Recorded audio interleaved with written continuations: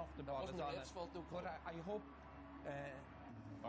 Maurice Deegan today lets them get on with it, let them get stuck into each other. He has this habit of going around smiling and patting fellas on the back and all this sort of crack. I prefer blows the whistle, give the free and get on with it. He doesn't have to be the player's friend. That also, by the way, just brings up another topic from replays, whether it's All-Ireland finals or any other level of the sport. Fellas can arrive to the replay with an agenda from something that happened before. I would know, but you know what's I mean, and you talked about Bernard Brogan and O'Rourke is smiling. Yeah. So Oh yeah, absolutely. But you know when you talk about O'Rourke is thinking, we did. We found it very easy to have agendas because we had chips on our shoulder and we were paranoid that everybody was everyone was picking on you. So when we went out in the replay, we just decided to butcher everybody. As John Alderdice famously said, you're not paranoid if they really are against you, which everybody was. Yeah, but the thing about replays and getting back to Bernard Brogan and Paul Flynn, great players like Flynn and Brogan who had bad off days. Geez, the one thing a great player wants is an opportunity immediately to put it right. And if they're going to play today, I'll tell you this, they won't be a subdued today if they get a chance. I think, though, that Pat, a big problem is that Dublin are moving the ball much more slowly. They've gone all Donegal on it this year. Jim Gavin's talking all the time about game management. And you look, for example, at the drawn game, 20 kick passes. I mean, it was all hand passing. Kieran Kilkenny drops back in. Now, he does give nice hand passes over the top. Actually, the statistics on the game are amazing on Kieran Kilkenny. Kieran Kilkenny like 52 had 56 possessions. 56 possessions. The highest possessions by a Mayo fella was 27. But you know, out of those 56 possessions, 44 of them were hand passes, sideways or backwards. I could have done that myself. I know. It's not, and the bottom line is, you know, Jim Gavin talks about this thing about the process. It's all about the process. But, you know, when Dublin were at the day we saw them down in Killarney, when they unleashed that Jim Gavin footballing philosophy, it was quick one-touch football, kick pass, running off the shoulder. Now it's slow, it's laborious, it's like it's basketball, it's playing the ball around. But also what it does, Pat, it allows Mayo to get into their defensive shell. But what has happened the last day is the game was played on Mayo terms. Of course, and that was the big difference between normal Dublin games and games that they blow away the opposition. As any young man in Coppers will tell you, there's a huge difference between a touch and a score. Never been a Coppers. Kieran Kilkenny needs to bear that in mind. We were talking, on a more sensible note, about the atmosphere here in Croke Park today. Ryder Cup officials at the opening ceremony on Thursday night, they were talking about that unique sporting occasion. Now, it is great, there's no question at all about that. But I'll tell you something, hang on to your hats for this.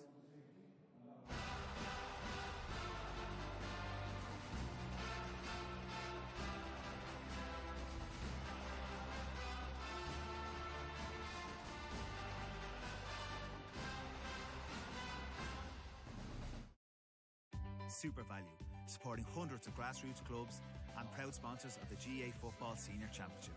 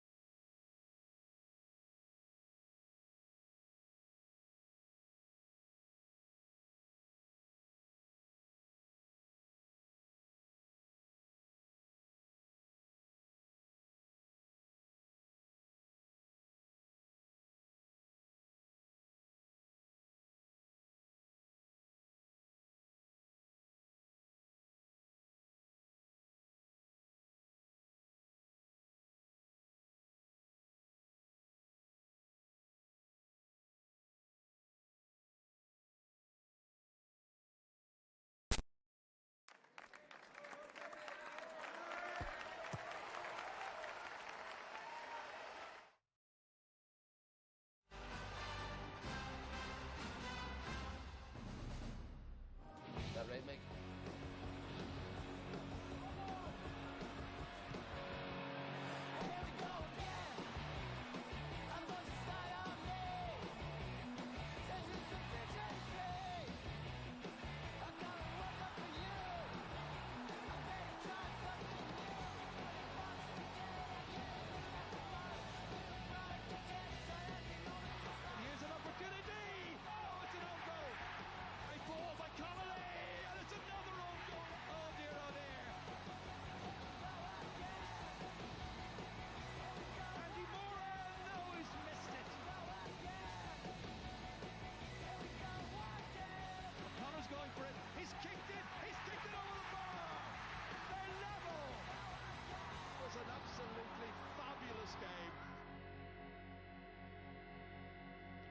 The clock is ticking towards 5 o'clock and the start of this All-Ireland football final replay.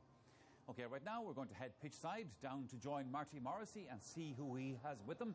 And also, Marty, I understand you've got news of some major changes on that Dublin team. Some dramatic changes, Michael, that we've just been informed about. Michael Fitzsimons is coming on at cornerback instead of Davy Byrne. Paddy Andrews is named at midfield instead of Michael Darragh Macaulay, but I don't expect Paddy Andrews to play there.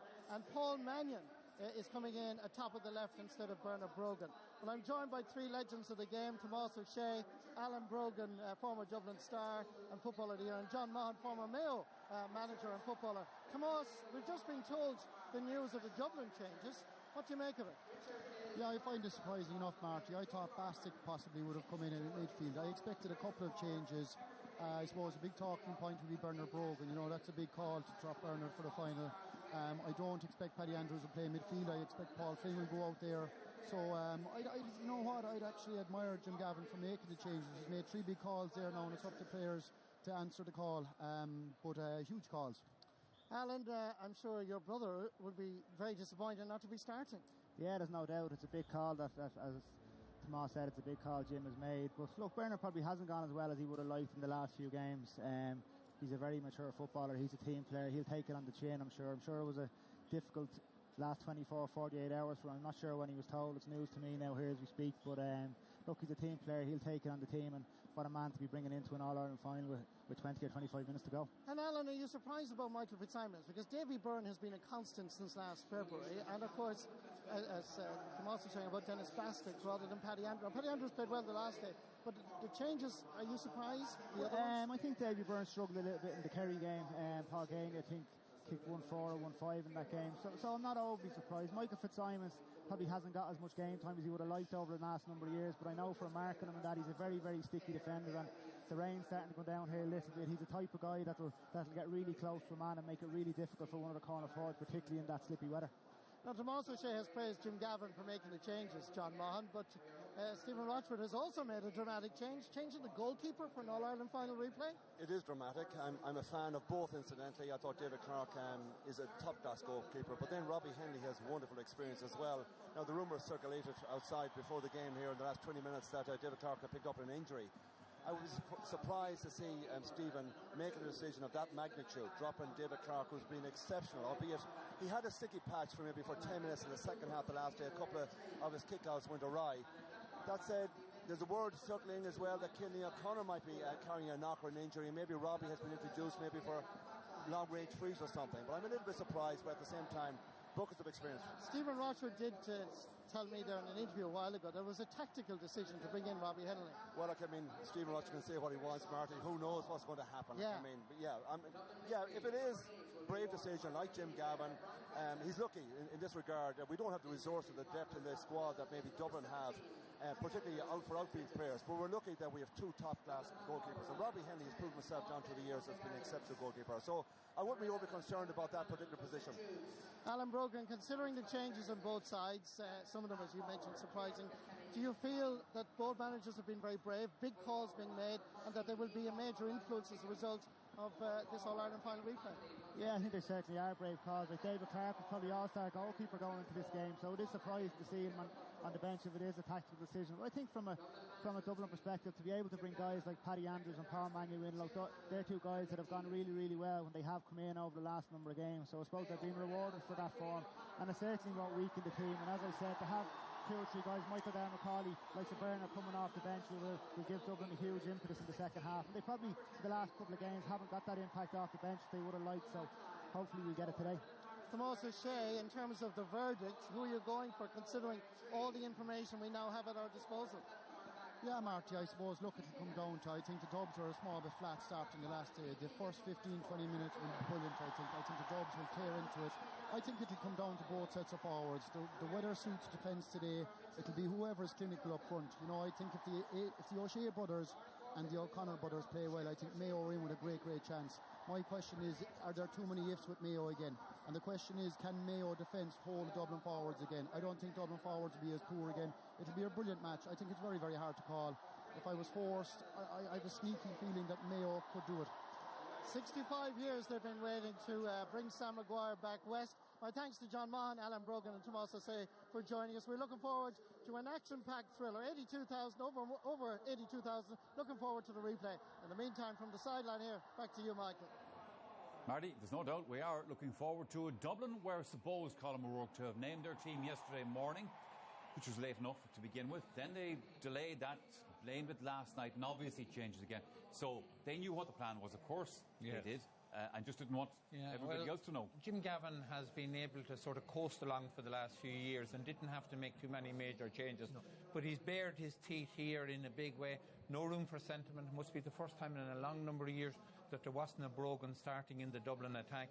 But Bernard Brogan's scoring rate has dried up this year from 621 last year down to something like 112 in this year's championship. It's a big call because you always expect Bernard to produce it on the big day, but it hasn't been happening for him this year. No, but as well as that, Colin, we've been talking to a few people during the week about all this, and the number of people that have said to me, people who know their football, that they think Dublin as a team are running out of steam. This is a bad time of the year to be running out of steam. It is, but you have to take that not only the All-Irelands and the Leinster campaigns, they're after winning 4 leagues in a row. That's right, yeah. And I can recall often at the end of a season, after a long, hard season, you just wanted to get away from it. You were tired of everything.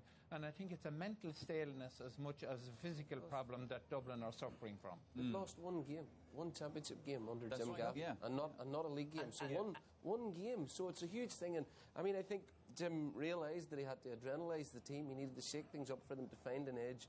Because I thought, curiously, throughout the last game, Dublin were thinking about winning the game and holding on to win it.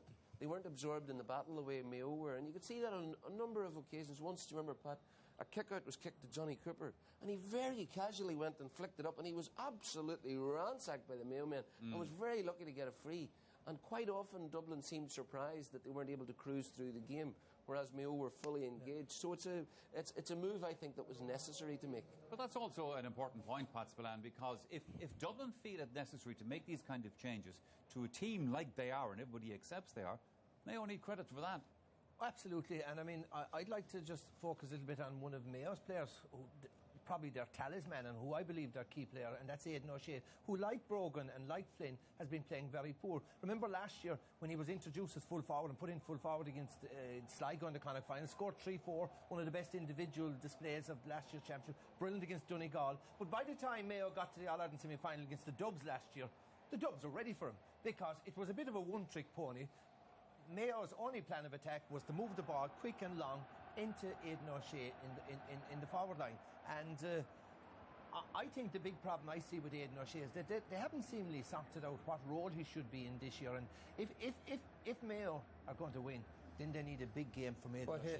You talk about roles, Pat. You just go out and bloody well play. Yeah. In the Thrawn match, he showed a lack of temperament for the big occasion. He was fighting with the ref. He was complaining.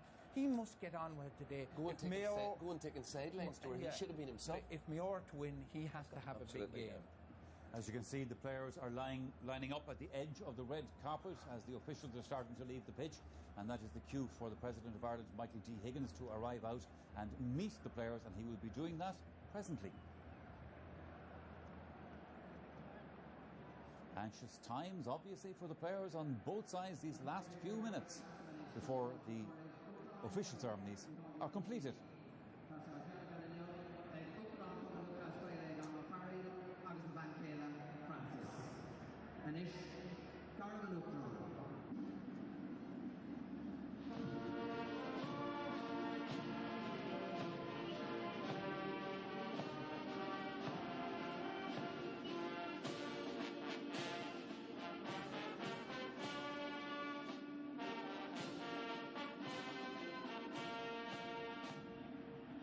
Smiling President Michael D. Higgins and an equally smiling GAA President Eoghan O'Farrell making their way out to greet the two teams. It's the fourth time in 5 years since he became Uachtar on the Héireann that President Higgins has attended an All-Ireland Senior replay.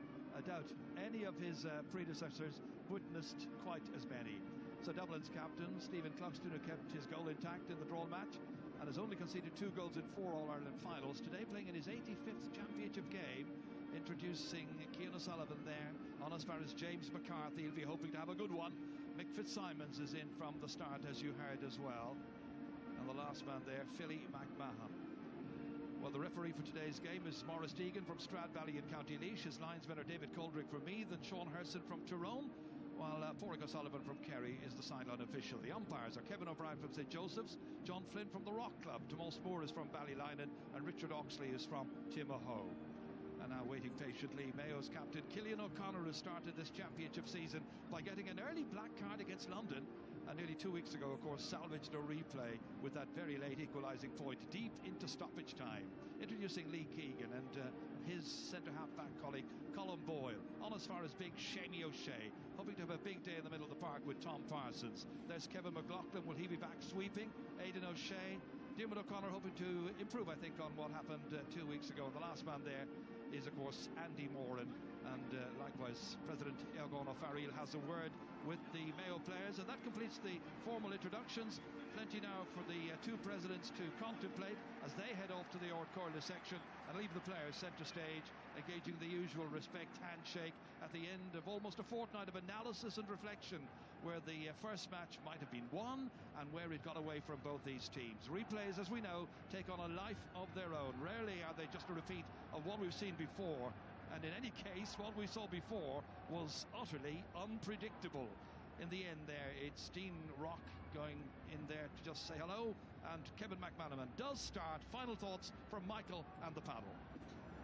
Gerard, thank you very much indeed. We talked about those changes on the Dublin team just a moment ago, and of course those changes made by Jim Gavin, Joe. And you want to look at what Jim Gavin will be looking to bring today to Well, you know, massive tactical issue for Jim Gavin. You know, Mayo's defensive system dominated the game, and I thought back to 2014, which was the other big tactical challenge he had, the semi-final. He knew for 3 years how Donegal were going to play, but by half-time, Donegal were only a point up. There was 15 minutes to remedy it. The problem was that Dublin were all attacking forward, and you'll see then for the next 2 goals that wiped them out that day, Dublin defenders are running back towards their own goals. There's nobody sweeping, there's no one staying in position. He stuck to the process and they paid the penalty. Against Mayo the last day, Dublin played around the periphery. They had a 25% conversion rate of shots to scores. 24 shots, 6 scores. Most of them from terrible angles under all sorts of pressure. And Mayo dominated this throughout, apart from 2 instances where Brian Fenton broke through simply because his man let him go. And one wonder free from Diarmuid Connolly. Dublin were totally unable to penetrate the shell. At no stage did they move Diarmuid Connolly to full forward. I thought they should have put Paul Mannion up on Kevin McLaughlin to disrupt him as the sweeper. But as it was, they were totally able to dictate the game. Of course, assisted by the fact that Dublin have got into this very bad habit this year of moving the ball forward laboriously, so that by the time it's hand-pass and hand-pass, Dublin only had 20 kick passes against Mayo in the drawn game. So big decisions for Jim Gavin to make. It's brave what he's done with the 3 changes. I think that he has certainly given them a transfusion, but it'll be interesting to see if that's enough. Personally, I don't think it is. We can see the teams in the parade behind the Artane band at the moment, so that is the cue, I suppose, to get the final punt from our punters. Pat Spillane, who will be All-Ireland champions of 2016? The 3 reasons I gave why I thought Dublin would win the drawn game were the following, and I'll repeat them again. I think Dublin have a stronger bench. That's number 1. I think Dublin's forward line, both individually and as a unit, will not be as bad again, and they will have a big game. The key to delivering an All-Ireland title to Dublin is Dublin to play their game on their terms, to play their high-tempo game. Their high-tempo game when they're running, working, moving on and off the ball, running off the shoulder at pace. That's the key. I think the Dubs have the more scoring power and more room for improvement, the Dubs to win. Dublin to win if they play the game at their tempo. Colin O'Rourke, can they do that? Well, I don't know, but certainly on the basis of the last day, they weren't able to cope with that sort of unrelenting fury and commitment that Mayo brought to proceedings. Maybe the subs will energise them. But Mayo need big games from the O'Sheas and again from Cillian O'Connor and Andy Moore. The sideshow with Lee Keegan and Diarmuid Connolly will be interesting to see what the referee does about that. But I'm a bit of the doubting Thomas until actually Mayo go and do it. I'm a sceptic on their part. I go for Dublin that they are overall stronger. And the final word from Joe Brawley, who was under a little bit of pressure on this one, because Joe, earlier in the programme, you might have heard, was telling us about being down in the West and assisting in lifting the curse of Mayo. Joe, the test is about to come. Yes, well, I mean, the manager's job is to provide the platform for the players to perform and to succeed, to give them the opportunity to succeed. And I think that's what the Mayo managers have done now. The team are now tactically astute, defensively. We haven't had any of those jaw-dropping moments where we're saying, oh my God, what team at this level can afford to concede goals like this? And I think that, you know, short of a giant high, I mean, you can never rule out when it's Mayo that a giant hand might come from the sky and pick up Aidan O'Shea when he's through on goal. But now that Father Vincent has exercised the curse, I think I do favour Mayo today, and I think that they can punch on through and finally allow us to get back to our lives.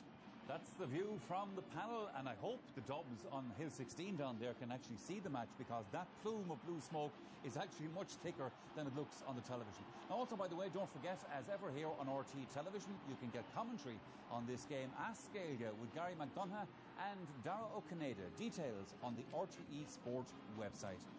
But for us here in the commentary box, Ger Canning and Martin Carney. Thank you very much indeed, Michael. Whether it is a Sunday afternoon in September or a Saturday afternoon in October, this is special. And the Mayo team decided they're going to continue that special feeling by continuing to march behind the band with their new goalkeeper in there. As you've been hearing, Robbie Hennelly gets the nod ahead of David Clark. It's Dublin who broke away, and they're doing their stretches and all the rest of it. I've been talking to some of the Dublin management team and asking them what's the mindset like going into this replay, and they were telling me on the bus into Croke Park from their base, there was absolute total silence in the bus. Nobody was talking. They were listening to their music. Very little communication. By comparison, Mayo are buoyed up. I think buoyed up by the way in which they concluded the drawn match here a little under 2 weeks ago. And there's Paul Mannion, who's in. He came in as a sub, as we remember. He has a big role to play. And Jim Gavin made the big calls. He's made 3 changes in case you've come in and joined us late. Mick Fitzsimons comes in at left corner back in place of Davy Byrne. Notionally, Paddy Andrews is in midfield in place of Michael Dara-McCauley. I wouldn't be surprised to see either Paul Flynn or Kieran Kilkenny play there. Kevin McMenamin is retained in spite of all the talk beforehand, and the player to lose out in the forward line is Bernard Brogan. He's in the subs, and Paul Mannion comes in. Martin Carney. Well, it's not surprising, actually, in one respect, that Dublin have made so many changes. Who'll play midfield is the big question. I would imagine myself it'll be Paul Flynn who'll start their jar.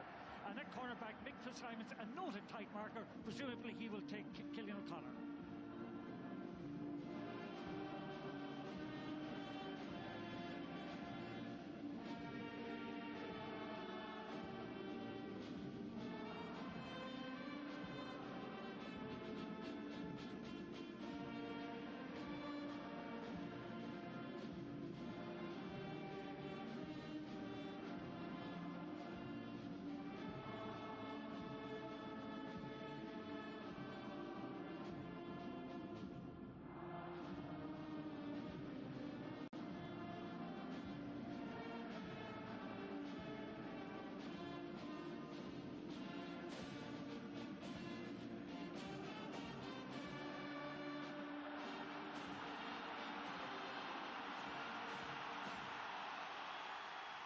The wait is over. It's time for the sequel. Time to provide some answers as well. Will Dublin bear testimony to the belief that favourites don't give underdogs a second chance? Or can this replay serve up another helping of the unexpected? Croke Park is packed. 82,000 plus people. It'll be Maurice Deegan who's in charge. He was in charge as well of the 2008 match between Tyrone and Kerry. And of course in 2012 when Donegal and Mayo locked horns in battle that afternoon. And changes already. Paul Flynn and Diarmuid Connolly look to have switched. It's Mayo who'll be defending the goal away to our left. That's down at the Hill 16 end with their replacement goalkeeper Robbie Hennelly in for his 3rd championship match of the year. Played in the Connacht Championship, then lost his place after that, after the defeat to Galway. Great anticipation, great excitement, great noise, and let's hope it's a great match as well. Dublin get first possession. Kevin McMenamin, who want to really put down a marker. That wasn't the best of starts for him. There's so much speculation about his place in the team, but he's in there. Tom Parsons, centre of the field here, alongside with Aidan O'Shea. Mayo under pressure. Dublin trying to turn the ball over. O'Shea's got it, trying to mount the first attack. Parsons in the clear. He got the opening point in the drawn match 2 weeks ago. Closed down, tries to escape the clutches of the challengers, and eventually hits it rather poorly and misdirects that one. Yeah, bad wide that time from Tom Parsons. Lovely pass from Aidan O'Shea to put Parsons into the clear. Unfortunately from him, misdirected a kick that was very, very easy. Straight away there's an injury concern for a Dublin player. I think it's Paul Flynn, and there's also concern here about Lee Keegan. Keegan, who's scheduled to pick up Diarmuid Connolly as per usual, and if Diarmuid Connolly goes into full forward, well, that would really stretch the defensive resources of Mayo. Keegan has played at full back before. At the moment there's a concern, as I say, about Paul Flynn. Back up on his feet again, hasn't had the greatest of seasons, but this man has so much experience behind him. Yeah, one of the things that was noticeable there, I think their knees collided actually as they went through that tackle, but Dublin have executed two very, very hard tackles already. Quick kick out taken by Dublin as they build away down there with Mick Fitzsimons, the cooler player. Infield as far as Philly McMahon, hoping to get forward a little bit more, which could be really threatening from a Mayo point of view. He's getting forward here, lays it off well. It's McCarthy, James McCarthy, kicking it in towards Hill 16. Well, what a start that would have been for him. So disappointed to have got that black card so early in the drawn match. Yeah, again, no pressure on McCarthy that time. Two men running for him, didn't give them to him, took on the responsibility, but a poor kick. Robbie Hennelly, one of the reasons he's in there is because of his kick-outs. I have to say David Clark really only missed one the last day, and that was the one that ended up with a point for Diarmuid Connolly. On this occasion there was some holding. The referee's blown his whistle. It's got to be a free out for Mayo. No scores in the opening 2 minutes. Both sides trying to just come to the tempo of the game once again here, reacquaint themselves with Croke Park. Shamey O'Shea up here into the corner towards Jason Doherty. He was pushed. Free kick for Mayo. Doherty planning to take it. A couple of runs being made, one of them in particular by Colin Boyle, not spotted. On instead as far as Aidan O'Shea taking on Cian O'Sullivan, hoping to give him a very testing and busy afternoon here at Croke Park. Andy Moran, always lively, real leader of this attack. Cooper after him. Ball still gets in there towards Cillian O'Connor, inside towards Diarmuid O'Connor instead, this time his brother. And O'Connor has the ball wrestled from him by John Small. Played so well in the drawn match. Back here as far as Kevin McMenamin. That ball in there, still retained somehow by Paddy Andrews, wearing number 17 today. Here's Diarmuid Connolly, all the way down towards Kevin McMenamin, looking to get a really good start in this game, going into three players. Referee allows an advantage. It's a good advantage. What will it produce in the end? It's going to produce a free kick, because Paul Flynn was wrestled around there, exchanging glances and elbows and shoulders with Tom Parsons.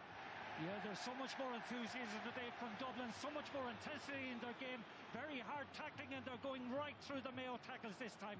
They were passive the last day by comparison. Today you can see much greater zip in their play. Well, it's going to be a free kick then for Dean Rock, and it's a relatively simple one for him. He'll be very, very pleased to get this one this near to goal. 4 minutes in, and an opportunity for Dublin in front.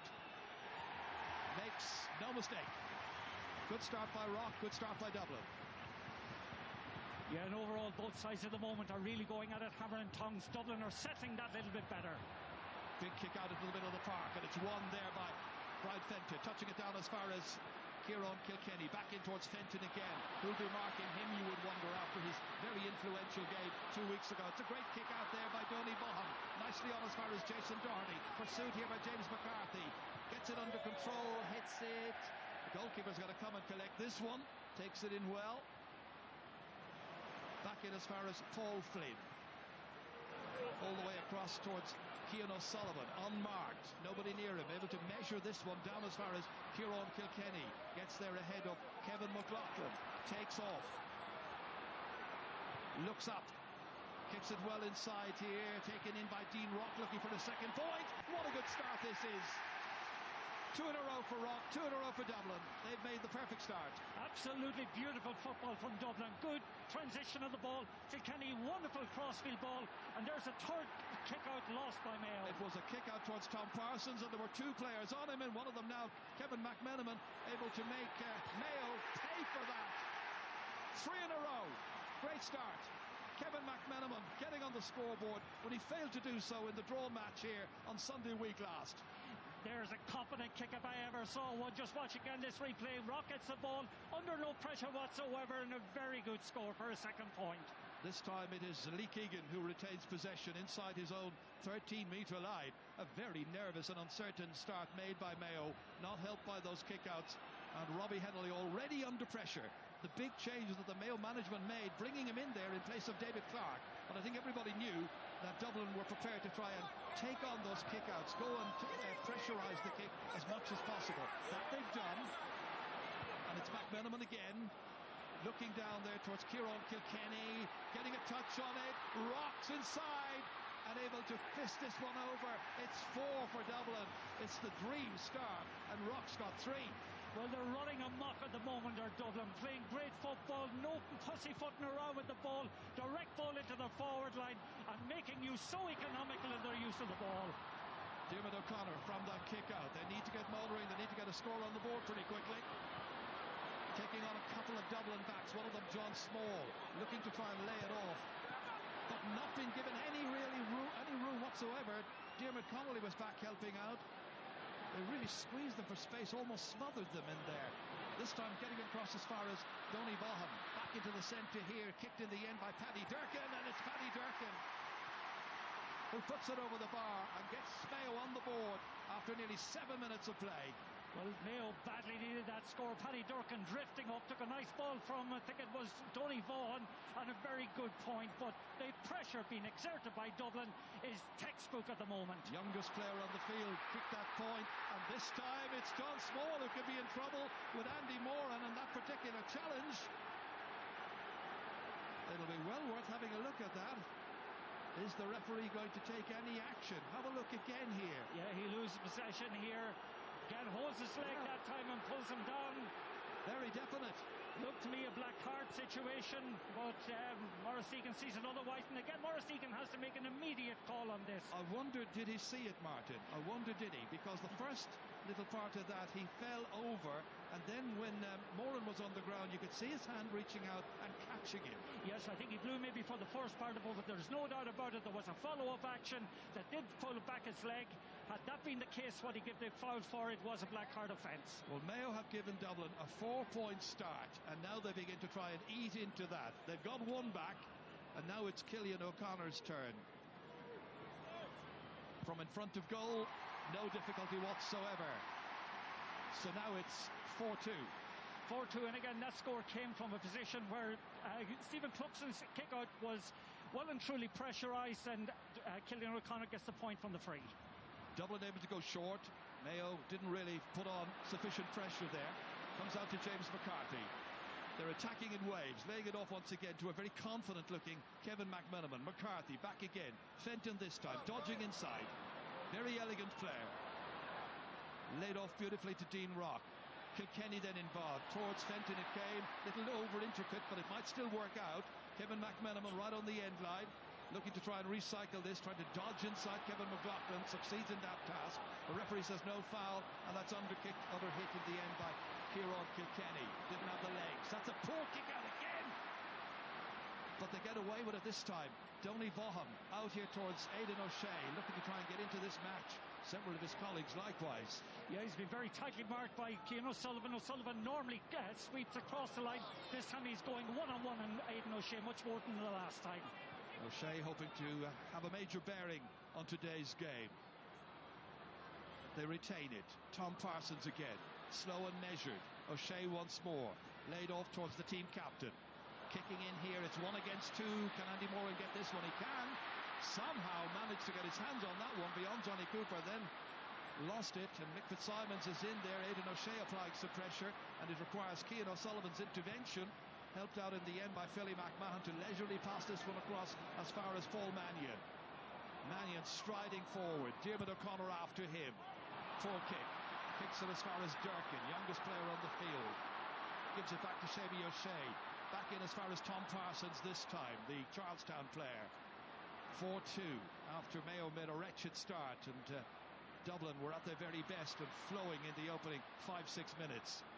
Andy Moran trying to slow it down, trying to bring a measure of control into Mayo's play. Kicked forward, the referee has blown his whistle, and he's going to bring the play back. Yeah, he called for the free that time on Andy Moran. Andy Moran was fouled. Referee give advantage. No advantage accrued. Therefore, the free comes in. But Mayo have settled into this game. Just watch it here. Moran has been fouled definitely. When the advantage didn't come, Morris Deegan decides to give the free in. Well, this is going to be taken once again by Cillian O'Connor. That's an interesting duel in there. Andy Moran against Johnny Cooper. Very much so, Gerard. One of the things at the moment, like Mayo haven't so far tapped into the controlled fury we saw the last day, whereas Dublin, in contrast, have found their mojo and found a level of intensity that we did not see the first game out. There's been a lot of mojo in Mayo, apparently, and they'll be hoping to see it a little bit later on. Here comes Cillian O'Connor, who's so adept at kicking out of his hands. Some free takers like to put it on the deck and have a go, but he's equally confident in himself from the hands, from the ground. And this is a good 40 metres out. Not the easiest. Breeze, if it is blowing, is from right to left as he gets into it. Kicks it brilliantly. That's a wonderful kick. He's got two. Mayo have got another. And now it's a one-point game after a horrible start made by the Westerners. Really found the range well. From the kick out, Dublin go long. It's held on to by Paul Flynn. That's the old tactic that used to be seen in the past. Cluxton down as far as Flynn. They've been varying that throughout this year. Cooper going forward, losing it. Aidan O'Shea in there, reaching in. And Aidan O'Shea winning it back. Delivering it forward as far as Tom Parsons. On then as far as Shamey O'Shea, the older of the two O'Sheas, starting today. Of course, there's a third in the squad as well. Beautifully in as far as Andy Moran. There's a chance of putting this one over. He succeeds, and the teams are level. 12 minutes in. What a recovery by Mayo. What a recovery by Mayo. What a score. Lovely composure and poise by Andy Moran that time. Dummies on one side, gives it on the other. Great response from Mayo. Started all with a very good turnover by Aidan O'Shea up at the other side of the field. It's already quite peculiar in many respects. Dublin got the first 4 points, and then Mayo got the next 4. Dublin seemed to be able to go at 100 miles an hour and then take the foot off the pedal and relax and leave the opposition into the game. It could be fatal. Paul Flynn, all the way down beautifully here towards Mannion. Good control. Leading the attack, laying it off to John Small. Scored a lovely point here on Sunday week last. Back in again, under pressure. Too much pressure. Again, too involved, too intricate. And eventually McLaughlin kicks it away into space. Parsons lets it run in over his head, but running in there as well, James McCarthy going in there to win possession. The referee blows his whistle, saw the foul by Parsons. Yeah, loose pass that time out of the defence, but wonderful interceptor must be set by Brendan Harrison. And this time there's a run for possession as Paddy Andrews going forward. As he was going forward, so too was Paddy Durkin, tracking him. They tangled, foul and free kick. Well, credit to Mayo, like at the beginning, such a poor start, but they weren't consumed by panic. They recovered their poise very, very quickly. The response has been excellent, calm and measured, you'd have to say. But now again, Dublin had the opportunity to go ahead. Well, Dean Rock has certainly made a very, very good start to this match. He got 3 of their 4 points. Remember, he missed a lot of frees in the original game. It was a rotten day for free takers. The ball was slippery. The ground was very, very sticky. But he started well here. From just outside the D, confidently struck and beautifully put over the bar. And Dublin are back in front of this All-Ireland final replay once again. Yeah, we just have to watch the restart this time. See can Rob Henley find one of his own players at the beginning. Maybe nerves or whatever it was, but they certainly weren't finding their intended targets. Well, he's going long. Not exactly playing the percentages. It's 50-50. There was a jersey pull, and it was by one of the Dublin players on Tom Parsons. Free kick awarded. Well, that was interesting. A variation of the kick-outs going very, very long. That was fisted on, as you saw in the end, by Diarmuid O'Connor. But there was a jersey pull, so hence this free kick. Taken by Keegan. Held onto by Aidan O'Shea. His marker is Philly McMahon, as was the case the last day. Colin Boyle nips in, 2 men after him, and one of them is Connolly, Didn't quite get the block, didn't need to, because Boyle was wayward with that. And that is the second wide by Mayo in the opening half. A little bit reckless that time. Boyle is one of those guys, maybe not noted for his point scoring, ought to have given it into one of his full forwards. Flynn kicks it long, but gives it away, straight to Paddy Durkin. Mayo counter-attack. Shamie O'Shea, beautiful ball forward. Diarmuid O'Connor pinning this one in towards Andy Moran, well defended by Johnny Cooper. That's really good full-back play. Gives it off as far as Fenton, and then the ball is carried forward with a lot of style and a lot of elegance in the way in which they play. Andrews all the way down to McMenamin. Will try and jink inside, although very much favours the left. Back in as far as Kieran Kilkenny. Bounces McLaughlin just in front of him, looking for a support player. It's Brian Fenton. Kilkenny there available, offering himself as an option. Fenton in two minds. Finally it is Kilkenny. Still trying to lay this ball off. Gets a lot of possessions. That's a great pass into Small. Got free. Suddenly he's marked. Challenged strongly. And in the end, the referee has decided that Shamie O'Shea is guilty of pushing him. Shamie can't believe it. Yeah, just watch it this time. Shamie O'Shea catches him by the jersey, gives away the free, but the Mayo covering at the moment is excellent. Paddy Durkin has intercepted a few very, very dangerous attacks. That time Shamie O'Shea, that little bit over anxious, but does concede the free, gives Rock another opportunity. 4 for Rock so far. That makes it a goal and 53 points already in this year's championship. He is the top scorer in the country. And he goes again and nails another one. He's got 5. What a really good start for him, and what a really good first half by Dublin. 6-4. 6-4, and some people were kind of the opinion that this might be a game more noted for its crudity than skill, but we've had a very, very good opening quarter. Tony Vaughan.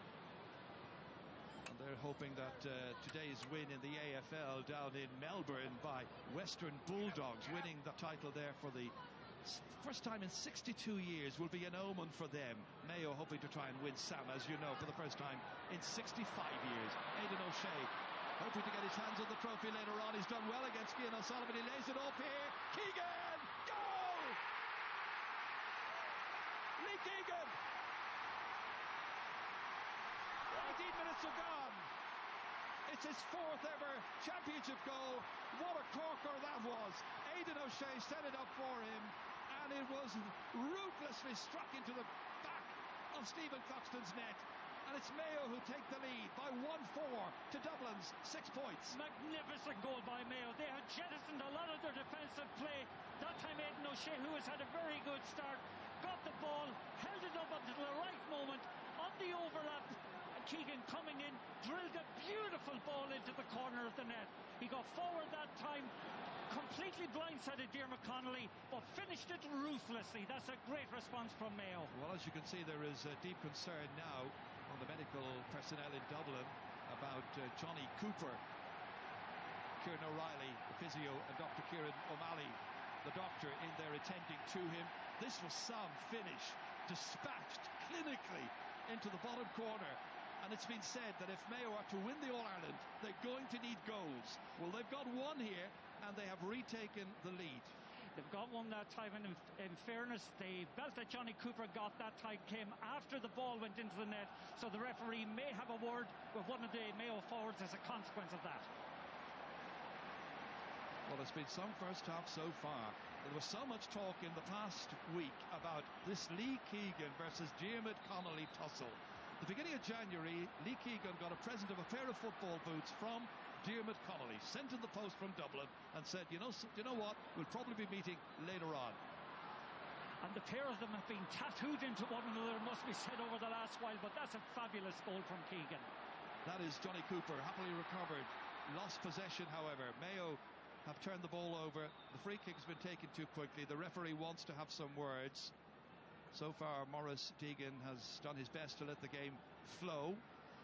There was just one incident earlier on where there was a possible black card for John Small, which will be a debating point.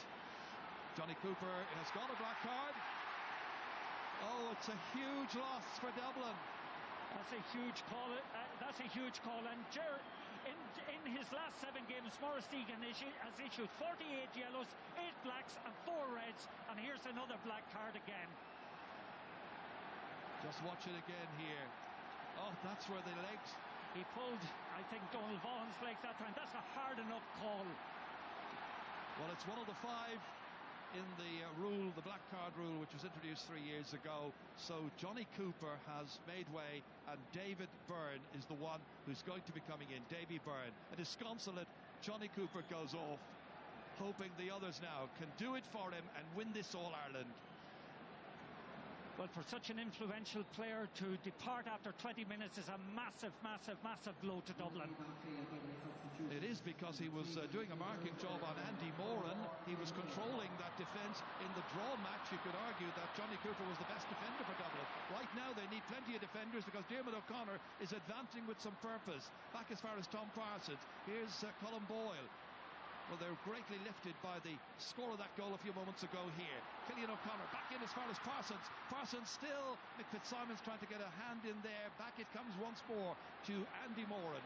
Moran looking across, spotting a couple of players in there. That's a 50-50 ball, which Dublin, with weighted numbers eventually, get that ball away through Kilkenny. Now out to Cian O'Sullivan. O'Sullivan laying it off as far as Brian Fenton.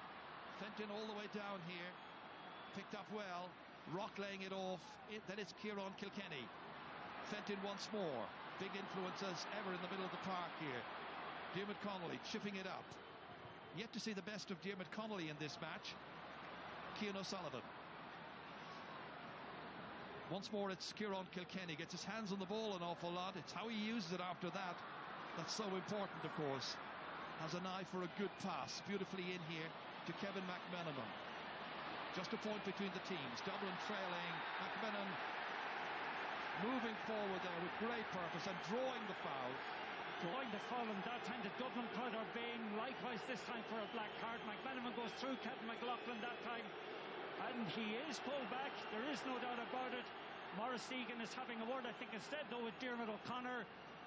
Kevin McLaughlin, I think, can consider himself quite lucky in that case. I don't think there was a deliberate pull-down attempt. I think that's how the referee will have read it. Well, that's fair enough. No black card. Yeah, that's fair enough. A referee will err on the side of caution if he deems it not deliberate. Dean Rock's going to take this. He's got 5 so far. And he's really in form. And the teams are level again. Level for the second time. In what's turning out to be a pulsating All-Ireland final once more. An absolute cracker so far, Ger. Wonderful opening to the game. No menace, it must be said, from both sides in terms of negativity. Jim Gavin rarely stands up, as you know. Normally sits down, but he's on his feet at the moment. Has decisions to make, changes to make. Right now, his team under pressure. Colin Boyle, teams level. Lee Keegan, by the way, out of shot, was on the ground looking across at the referee, or the linesman on this near side. Linesman didn't see anything. On it goes to Aidan O'Shea, trying to set a dummy here against Billy McMahon. Again, looking up. Weighted numbers, too many Dubs defenders back in there. Andy Moran has to hold it, wait for the reinforcements to come. The goal scorer, Lee Keegan, has come back to Moran. Teasing ball in there. Padded away there by Davy Byrne, the man who's just come in for the black carded Johnny Cooper. Racing onto this one and going down on it is Cian O'Sullivan. Hops up a little bit here. It's got to be a free kick for Dublin. 23 minutes in. 7 points to 1-4. Dublin advance once again, and it's Davy Byrne. Hardly have expected to come in this quickly. Would have been greatly disappointed, I'm sure, to have lost his place in the team. But he's in there, and so too is Kevin McMenamin. Making strides. Kicking it long. Might be kept in play by Andrews. Goes chasing. McLaughlin goes after him. Andrews wins the race. Umpire has a right good look at it. It's in play still. And Mayo steal it and win it back. And it's back out as far as Andy Moran. Never went out of play. The umpire had a right good look at that. And all the way back up. And when Andy Moran goes back, Aidan O'Shea goes into full forward. That seems to be a tactic that Mayo are employing at the moment. Donny Vaughan, where's number 3? Players anywhere but that. Brendan Harrison did such a good job the last day. That's a poor half pass, however. Mayo back under pressure again here. McMenamin so involved. So much more evident in this game. Paul Flynn bounces here, and on goes Kieran Kilkenny. Lays it off as far as Paul Mannion. Can be a major factor in this game if Dublin are to win. Trying to win back-to-back All-Irelands. Hasn't been done by Dublin since 1977. Andrews against Durkin. Recycled all the way back here as far as Paul Mannion. They've slowed it down a little bit, trying to make every attack count at this stage. Sudden injection of pace then. Back towards John Small again. Looking up at the target, having a go, but it's gone well and truly away to the right-hand side. Won't make the highlights of the year, but he's playing his part. 7 points to 1-4, 25 minutes in. Yeah, fabulous defending by Mayo, but Kevin McLaughlin in particular, and Shemi O'Shea getting back into very good defensive positions as well. And at the moment they are putting the Dublin attack under pressure all the time, and apart from that early onslaught by Dublin, they're finding it difficult to penetrate Mayo at the moment. Jason Doherty finding Colin Boyle, picking out Aidan O'Shea, getting away from Cian O'Sullivan time and again, getting his hands on the ball. Likewise, Donny Vaughan back in here as far as Keegan. Love to get another score, but not with this one. That one has gone off, and it's wide number 3 for Mayo in this first half. Yes, and the little duel in that scenario we're having between Connolly and Keegan. Keegan is coming out top at the moment. And Keegan has outscored Connolly in recent matches in the championship, which is very interesting. It should be the other way around. Poor kick out that time by Stephen Cluxton. Yes, I think it's 4 points to 3 in their last 5 encounters from play. Keegan won up. In fact, the goal today puts them 4 points up. Certainly does. That was flapped at somewhat by Davy Byrne. Needs some help. Gets it from Philly McMahon. Goes back, makes certain. Byrne again. Looking out to see where the loose player is. That is Cian O'Sullivan. Again, put under pressure. The sweeper who loved to play that almost libero role, as they call it in certain other sports. Nobody marking him. But today, put under pressure. And that's interesting, because the pressure is coming from Killian O'Connor in particular. Brian Fenton, likewise, under pressure from Jason Doherty. Remember, he was given largely a free role in the draw match. Mannion picks it up. Goes forward. Nobody on him. Nearest defender is Shemi O'Shea. Goes after him. Loose pass. McLaughlin intercepts. Sloppy by Dublin. Still level, 7 points to 1-4. Doherty has a quick look up to see where Aidan O'Shea was going, a little bit lazy to get to that one, and in came Mick Fitzsimons. Great intervention that time by the cooler cornerback. Out to Kevin McMenamin. McMenamin goes, and where he goes, you can be certain his marker, Diarmuid O'Connor, will go as well. Back as far as Philly McMahon. And when he's allowed to go forward, you know that he can spell danger, even though he's quarterback. Got a goal and 2 in last year's replayed match against Mayo in the All-Ireland semi-final. McMenamin has a good record against Mayo. Back out here as far as Kieran Kilkenny, and in the end the referee sees nothing coming from that, so he's got to call back the play and award the free into Dublin. And so far must be the 2 players that are playing particularly well for Mayo in a defensive situation are Kevin McLaughlin and Shemi O'Shea. O'Shea was criticised quite a bit the last day for giving away a ball in the second half, but his defensive positioning so far today has been immaculate, and McLaughlin has intercepted an awful lot of attacks and then initiated very good counter-attacks. Well, they're obviously, Martin, conceding too many free kicks through indiscipline, and they're being punished emphatically by Dean Rock. Can he do so again here? He's got 6 points, you can make it 7. He's very much on song. He's kicking confidently. He's taking on the pressure as well. And in fairness, today some of those kicks are relatively straightforward by his very high standards. Dubs back in front again. 1 black card against one of their players. In case you joined us late, that's Johnny Cooper, sent off for a black card about 10 minutes ago. Real collision here of bodies. And I think it's Paddy Durkin who went down. Since the last score, Mayo have not scored for 11 and a half minutes now at this stage. That's a bit worrying and concerning. And since that goal, in fact, that goal by Lee Keegan after 18 minutes. Yeah, that's a hard collision that time. Donald Vaughan is going up for it. James McCarthy comes in hard for the ball, collides with Vaughan, and I think Vaughan is in a bit of trouble after that. Yeah, it's Vaughan who is certainly feeling the effects. Still receiving some attention there from the team doctor, Sean Moffat.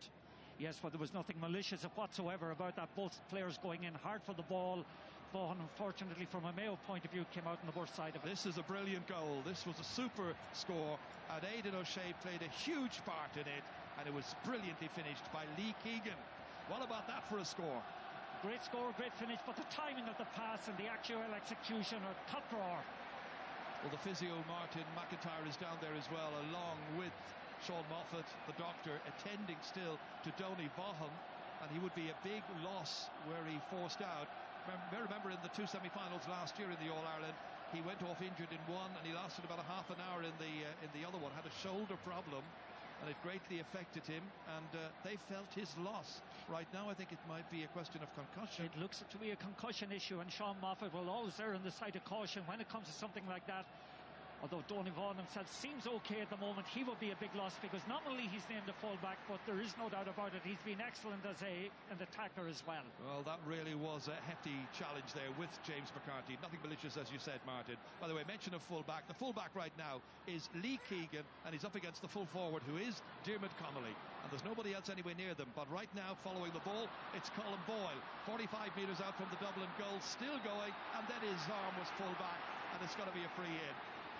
And then Brian Fenton needlessly showed a little bit of petulance, went after Colin Boyle and got him in the back.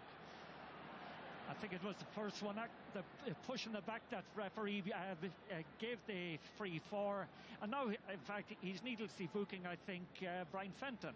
Well, we were talking about the indiscipline at the other end, which results in Dean Rock getting lots and lots of free kicks, and Dublin can't afford to be this silly either. It's a yellow card, as you say, for Brian Fenton, and it's going to be a free kick, and Cillian O'Connor has already pointed 2 of his kicks, ready to take a third. Remember, just a point between them, so here's an opportunity to level up the game for Mayo. 24-year-old from Ballintubber. They got 5 points from 6 shots last time they met, and this time he's kicked the third, and he's kicked the team's level once again. It's an intriguing All-Ireland final. The weather has improved, a little bit of sunshine now where we had rain at the very beginning of the match, and the forecast for the rest of the game is pretty good, I believe, weather-wise. I'd fully agree with you on that, Ger. Wonderful game, great interplay between both sets of players, and some fabulous football, defending in particular by Mayo. Kevin McLaughlin once again is on the ball. Dashing forward to collect it. Has a quick look around. 2 men against him. Able to give it off to Paddy Durkin, and then as far as Diarmuid O'Connor. Looks up, kicks it into the corner, asking an awful lot of Aidan O'Shea. Well, he's saying that he tangled with Cian O'Sullivan, that O'Sullivan is responsible. Let's see whether there was a deliberate trip here. No, he pulled Aidan O'Shea back that time. You just see him restraining him by the arm, pulling him back, going for a ball, an unnecessary free to concede because the ball is going into the corner. He'd be very disappointed with himself for that. But good work off the ball. Aidan O'Shea is playing much better today than he played the first day. Much more involved in the game. He'll be very happy, in fact, with the assist that he had for that first goal, or for the only goal of the game so far. Linesman there, Sean Herson from Tyrone, just indicating to Cillian O'Connor exactly where he's to take this free from. So he goes short, inside towards Andy Boyle. And once again, Mick Fitzsimons gets in there to try and intercept that one. Mayo still. Aidan O'Shea, lovely turn. Look at the number of defenders around him. Loads and loads of Dublin blue shirts. Back out as far as Andy Moran. Having to go through 1, 2. Cian O'Sullivan tried to keep him in there, pen him back. Back as far as Tom Parsons has come. Takes off once again. Another phase of this attack by Mayo. Will it produce a shot at the end? That's the big question. Aidan O'Shea looking to try and set up a scoring opportunity, maybe for Kevin McLaughlin. He didn't see Dean Rock coming in his blind side, wasn't looking in his rearview mirror, and away in the end comes James McCarthy. Again, great pressure on the ball there, this time by Paul Flynn, and down went the Mayo man, who is Tom Parsons. Free kick against him. Well, both teams today have released the handbrake, but some of the tackling from both sides has been exceptional, and the tackling for the most part has been tackling on the ball, textbook stuff. So is there to be a lead point for one of these teams heading in towards half-time, which is not too terribly far away at this stage? Diarmuid Connolly would love to score, having a go. The crowd on Hill 16 love it. He's got that point, nailing a beauty. That time winning his duel against Lee Keegan and putting it over. Inspirational score that time. Connolly got the ball, another wayward kick out. It's shocking stuff, awful kick out, and once again Mayo being made to pay for it, and Diarmuid Connolly is furious about something that happened there, bringing it to the referee's attention, feeling there should have been a card issued against one of the Mayo team. The jersey tug, the referee is telling the nearest Mayo player, Paddy Durkin, and the end result will be a free kick from just about 30 metres out. Look at what happened here. Oh, really? not giving the defender really much of a chance of containing that one. Another horrible kick out by Robbie Hennelly. I'm not too sure that this switch of goalkeepers is necessarily working out for Mayo. Well, it certainly hasn't worked out in the context of short kickouts, and in fact the first 3 long kickouts went to Dublin players as well. The fact that Robbie has been out of the team for the last 6 games, probably not as sharp as he should be, but the gamble by Stephen Rochford so far hasn't worked out. Well, the player being called aside now, Lee Keegan, and he's a bit concerned, to put it mildly. Goal scorer, and he's got a black card, and he is gone. He was clearly involved in a tussle there, possibly with Diarmuid Connolly. The result, a black card. Both sides have suffered that fate now, and we're into stoppage time at the end of the first half. Mayo a point behind at this stage, but it'll probably be level in just a moment. Well, that's the 2 best defenders gone from either side. Johnny Cooper on Dublin's side, now Lee Keegan gone. Massive, massive, massive blow to Dublin, or to Mayo. The fact now that Diarmuid Connolly's been freed from his nemesis probably gives him an awful lot more freedom. Well, another change being made, and number 19 is coming on here, and that is going to be Stephen Cohen. So a chance for Dublin to enhance their current position, and it is Dean Rock who kicks it over the bar. He's got 8 points in an exemplary first half of free taking. Silly stuff. This is the reason why. This is the reason the black card was given, and Lee Keegan all over Diarmuid Connolly, deemed to have dragged him down intentionally or deliberately, and the referee took the necessary action. So both sides have seen black cards given to 2 of their key defenders. First it was Johnny Cooper, and then goal scorer Lee Keegan. Well, a chance to draw breath as we're into injury time. 4 minutes of stoppage time now being played. And it's one of those games where you never know what's going to happen next. All the way up here as far as Jason Doherty, trying to get away from the confines of James McCarthy's tackling there, back to Durkin, back into the safe hands of Tom Parsons. Once again it comes. Now Diarmuid O'Connor shrugging aside Paul Mannion. Fumbled there by Aidan O'Shea. They're trying to keep it away from Kieran Kilkenny. It's Colm Boyle. Can Mayo get the last score before the half-time break? Andy Moran may take on that responsibility, or give it as far as Shamie O'Shea, taking on Paul Flynn. Flynn unable to stay with him, and the ball got loose and ran away from Shamie O'Shea. Goes back, picks it up right on the end line, and the referee has blown his whistle. Saw the foul by Paul Flynn, and it's going to be a free in. It has a chance to eat into the Dublin 2-point lead. There may well be one between them in a matter of moments. A sharp officiating that time. Yes, I think he made a slight restraint on the jersey that time, but at second glance it looked a soft enough free in. And it's going to be taken by Cillian O'Connor. Once again, not the best of angles for a right-footed kicker, but he's been wonderful with all of these so far, and he illustrates that once more time. 4 points from frees by Cillian O'Connor, so it's a 1-point game, heading close to the break. Another 40 seconds or so still to go. Once again, an eventful opening half in the All-Ireland final at Croke Park. Brian Fenton, one of those yellow carded, back as far as James McCarthy. In here as far as Kieran Kilkenny to try to attack at pace, but in doing so they turn the ball over to Donny Vaughan. It's away through Aidan O'Shea, holding onto the ball somehow, almost ran away from him. Has a quick look up. There's only one forward inside the 45-metre line, and that is Andy Moran. And in the end, the referee is awarded a free kick, and there's another concern here as it hots up quite considerably, and there may well be another incident resulting in another card in just a moment. Yeah, at the moment, all hell is breaking loose down here, and we hope that common sense will prevail. Yeah, 2 severed areas here. I think Johnny Small got involved with Cillian O'Connor in the middle of the field. Others piled in. At the same time, further back, there was another incident, but I think the one in the middle of the field was more serious. I think it involved Cillian O'Connor and Johnny Small. This is it here again, coming up. That was the challenge there. Not that particular one. Not that particular one, no. It was further back. It was off camera, actually, that the incident occurred. Linesman saw it. I think David Kuldrick saw it. I wouldn't be surprised if there are further cards resulting from this. So already 2 black cards issued. Now what did David Coldrick see and what's his view of it? Let's have another go. Yeah, Connolly bumps into Donald Vaughan that time, and both Connolly and Donald Vaughan get involved with one another. I think that's what the referee saw, but there was another incident middle of the field that was more serious than that. And that was involving John Small, as far as I can recall. John Small and Cillian O'Connor, it was, yeah.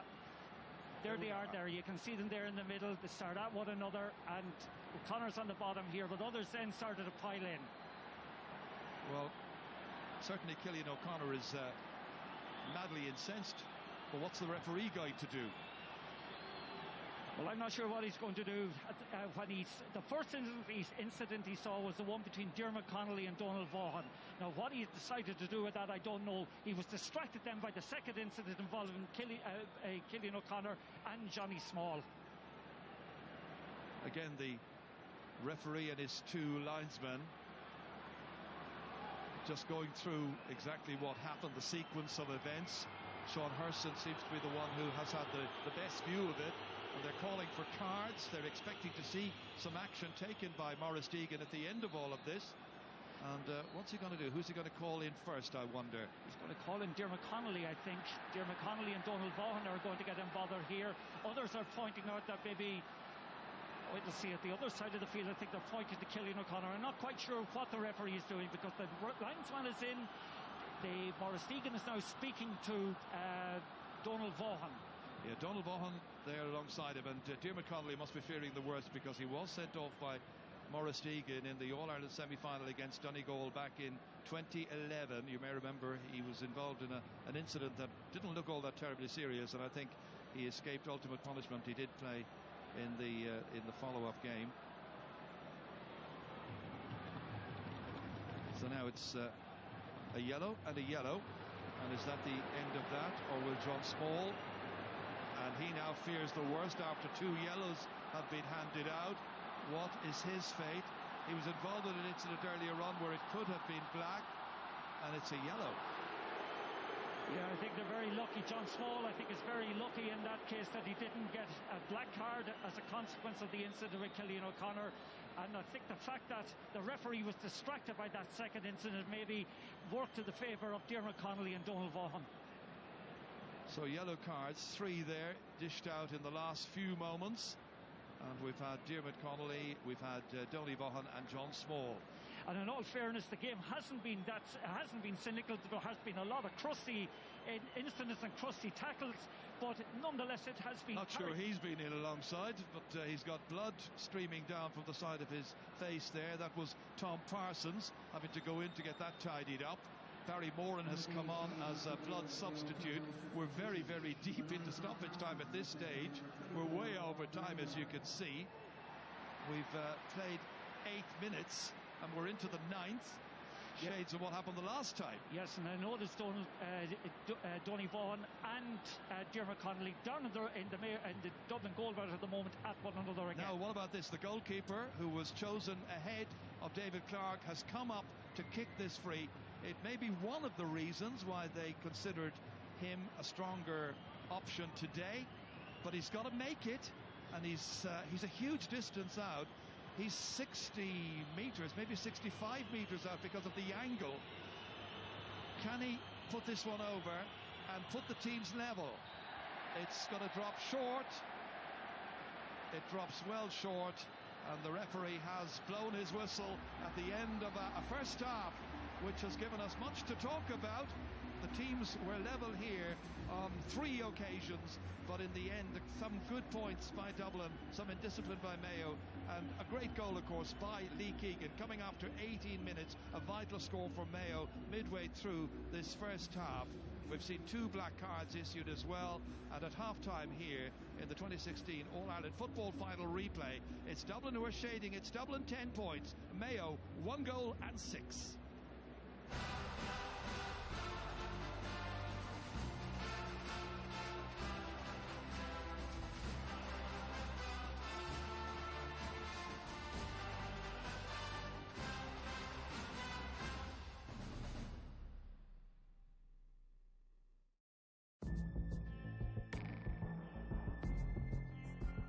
You read the game better when you've all the facts.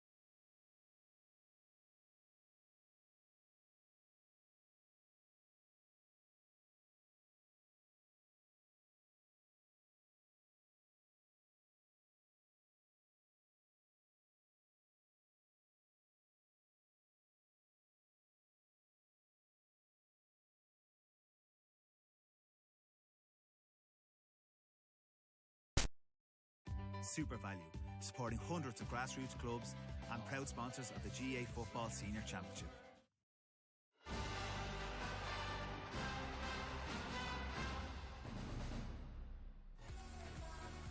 It is half-time in the capital, but the day's work is only half done here at Croke Park. The destination of the Sam Maguire Cup for 2016 is still undecided. At half-time in this evening's match, Dublin leading Mayo by a single point. That is 10 points to 1 goal and 6 points.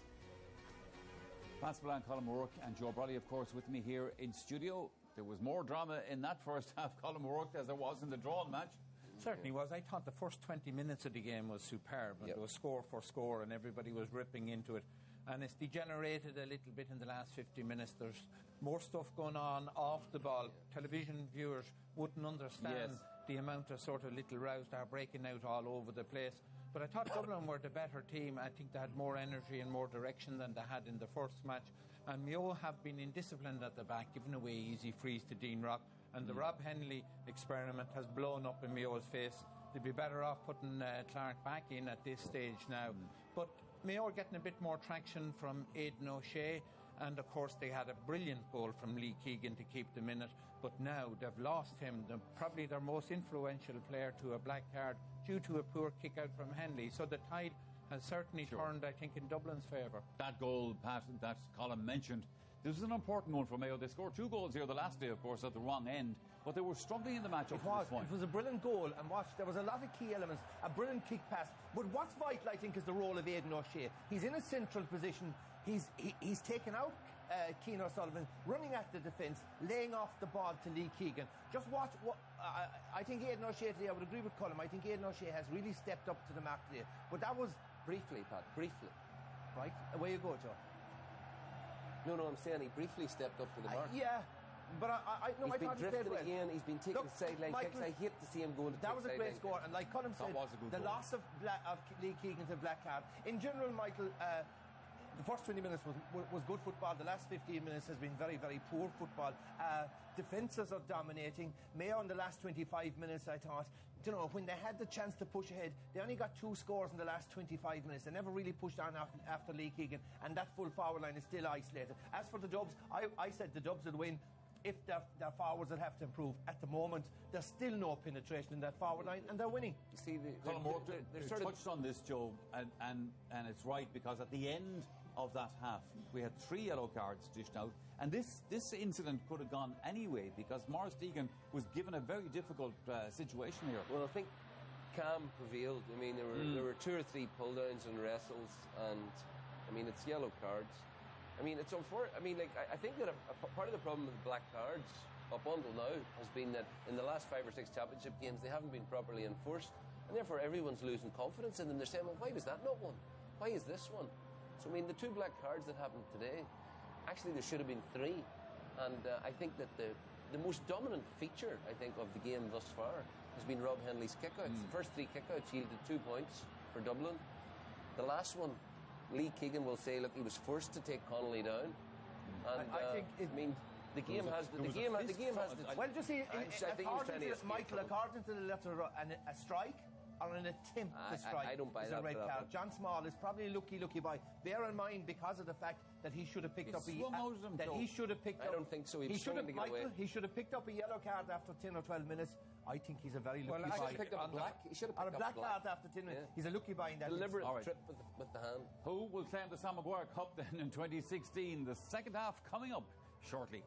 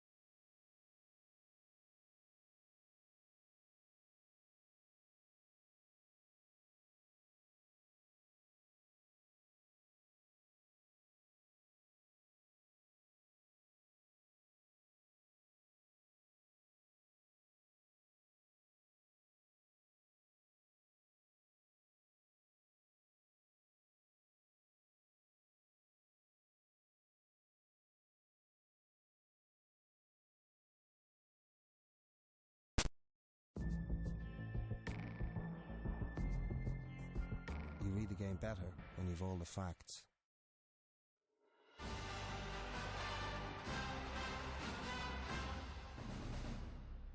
Now, just a reminder about the half-time score here at Croke Park. Dublin leading Mayo, of course, by 10 points to 1 goal and 6 points. The attendance, just to make it official, 82,249.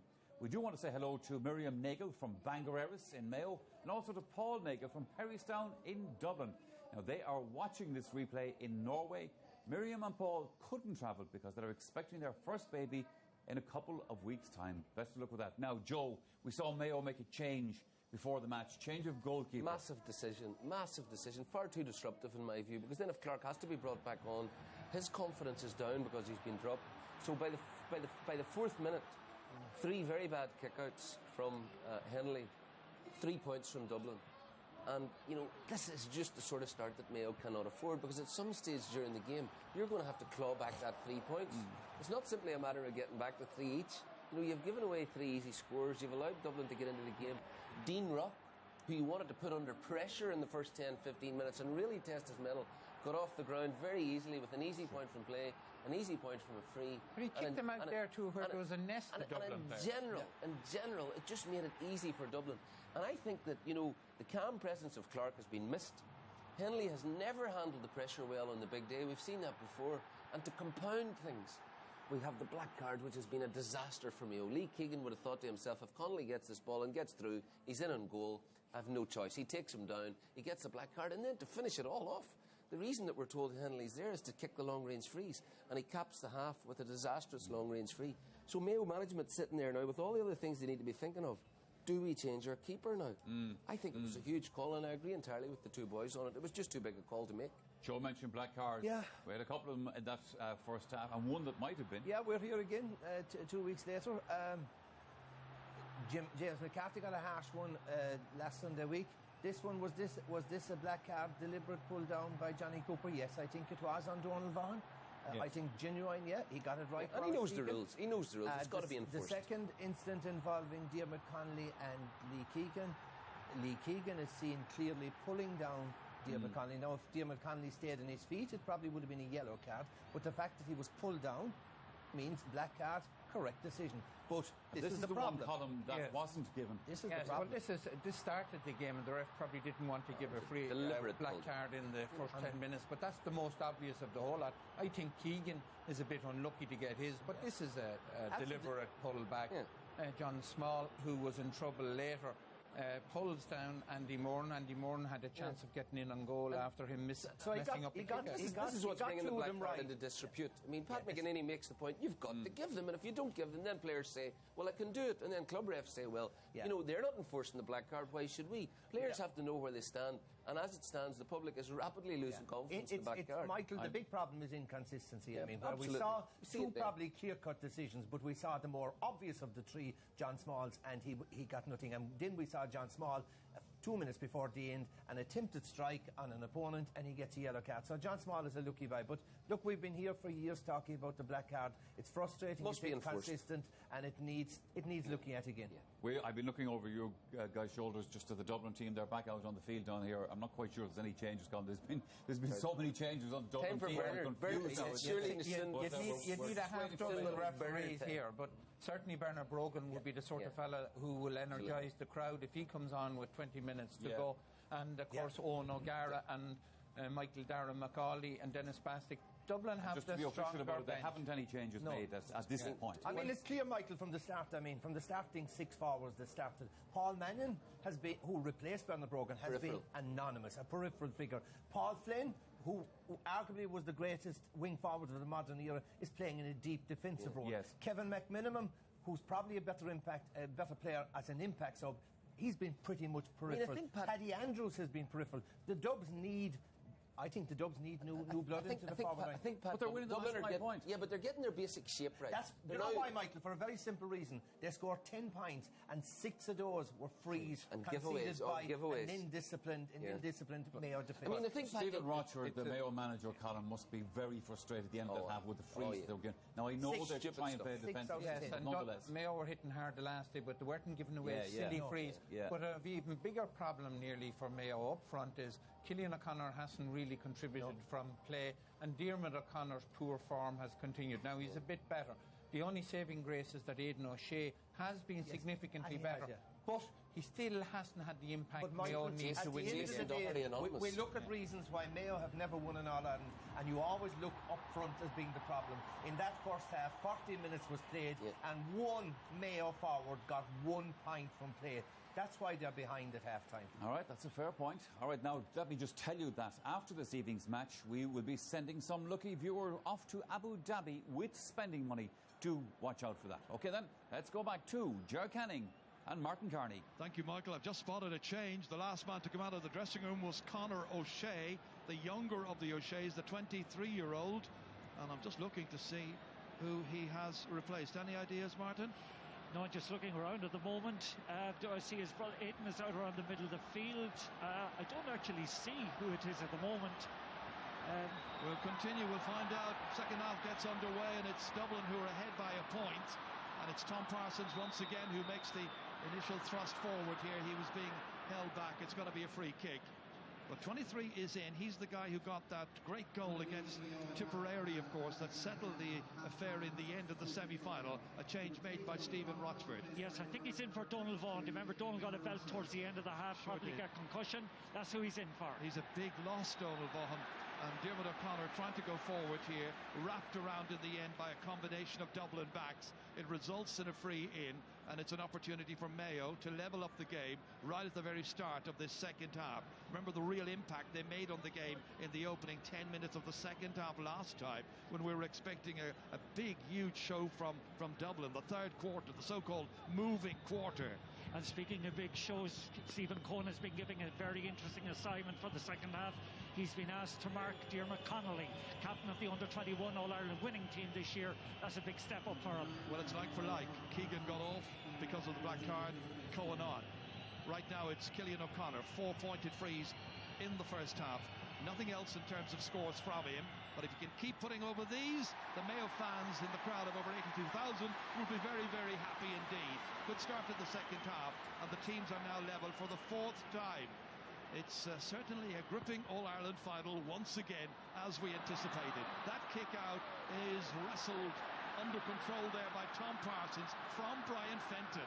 Not easy to do, and Mayo can attack again, and do so with Diarmuid O'Connor throwing the shoulder. Billy McMahon goes after him, can't get him. That's a great score. Mayo lead. Early stages of the second half. Diarmuid O'Connor firmly announces his presence here in this final, and this is the first score he's got in the 2 matches we've had against Dublin, and that's a very, very good score. It's Dublin 10 points, it's Mayo 1-8. From the kick out again, Mayo won the last one. This time there's a foul by Shamie O'Shea, and it results in a free kick which Brian Fenton's preparing to take. Into space here, McMenamin goes racing for it, tries to lose his man, who is Brendan Harrison this time, and the referee saw a push, and Kevin McMenamin was playing away very brightly and cheerfully. Yes, Joe, go back for a moment at that score by Diarmuid O'Connor. It all started by a wonderful fetch by Tom Parsons over Brian Fenton. This time it's kicked away. Again, the referee saw a little tug, and he's indicting one of the Mayo backs. I think it was Diarmuid O'Connor. It is going to be a free kick for Dublin, and they look to try and get their first score of the second half and keep them very much in the groove and moving towards another All-Ireland final title. They're seeking their 26th title this afternoon. Surely Diarmuid O'Connor wasn't the necessary 13 metres back when that was being kicked by Diarmuid Connolly, and the referee Maurice Deegan can move the ball in now and make it an easier kick. Yes, he's far too close within the 13 metres that's required. But actually, the frequency of fouling is becoming a little bit of a blight. You know, wonderful first 20 minutes or so. A lot of negativity and cynicism started to kind of, unfortunately, infiltrate into the game. Just hope to see it opening up in the way it was early on, but I'm afraid it's wishful thinking, Ger. Well, that's why they're innocent, I'm afraid. There's an All-Ireland final at stake, and these players mean to be winners. They mean to be champions. And Dean Rock has so far kicked 8 points, and this one makes it 9. Unerring with frees, and they're not all that terribly easy from different angles, but he's now really into his stride here and feeling confident about himself. And Dublin, Once again level, 11 points to Mayo's 1-8. It's won by Paddy Andrews, hasn't shown very prominently so far. Plays that one out to another man who has yet to really make an imprint with this game, Paul Mannion. Mannion throws the shoulder, goes by Colin Boyle in at the end line, looking to try and play it back now to a support player. Gets that support from Kieran Kilkenny. Back in as far as Paul Flynn. Again, it is Andrews trying to take on Paddy Durkin, unable to succeed in that. So back by Mannion again it comes. And Dublin have to bring it all the way back outside the 45-metre line and go a second time. Kilkenny. McManaman back as far as Paul Flynn. He'd love to score. Blocked down this time. Really good block by Shamie O'Shea. But runs loose as far as Dean Rock. Rock looking up. Seeing McManaman again. Taking it past the other number 11, Aidan O'Shea. Back out as far as Paul Flynn.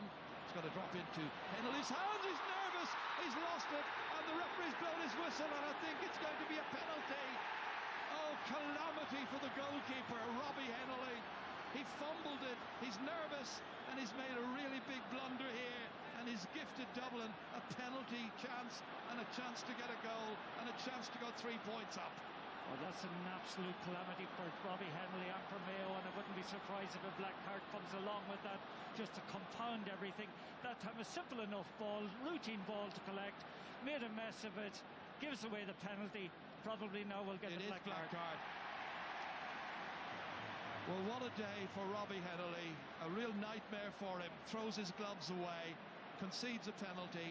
David Clark, who was left out by the management team led by Stephen Rochford, is now going to come in, and the first thing he's going to have to do is face up to a Dublin penalty, which will probably be taken by Diarmuid Connolly. Well, now if you're in David Clark's feet, what are you thinking? The crowd, the Mayo fans, have travelled in enormous numbers, willing him on. There's still nearly half an hour of this game to be played. He's got to come in and try and stop a penalty. It'll be Connolly who will take it. Scorer of 11 goals already in his career. On comes Clark.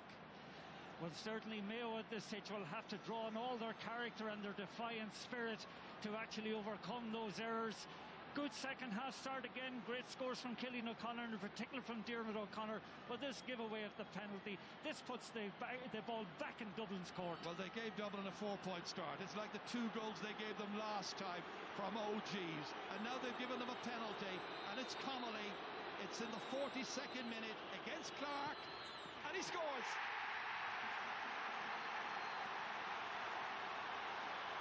Brilliantly dispatched. Defiant Dublin fans, that's how to take a penalty, cool as you like, away to the goalkeeper's left as we look at it, right into the corner.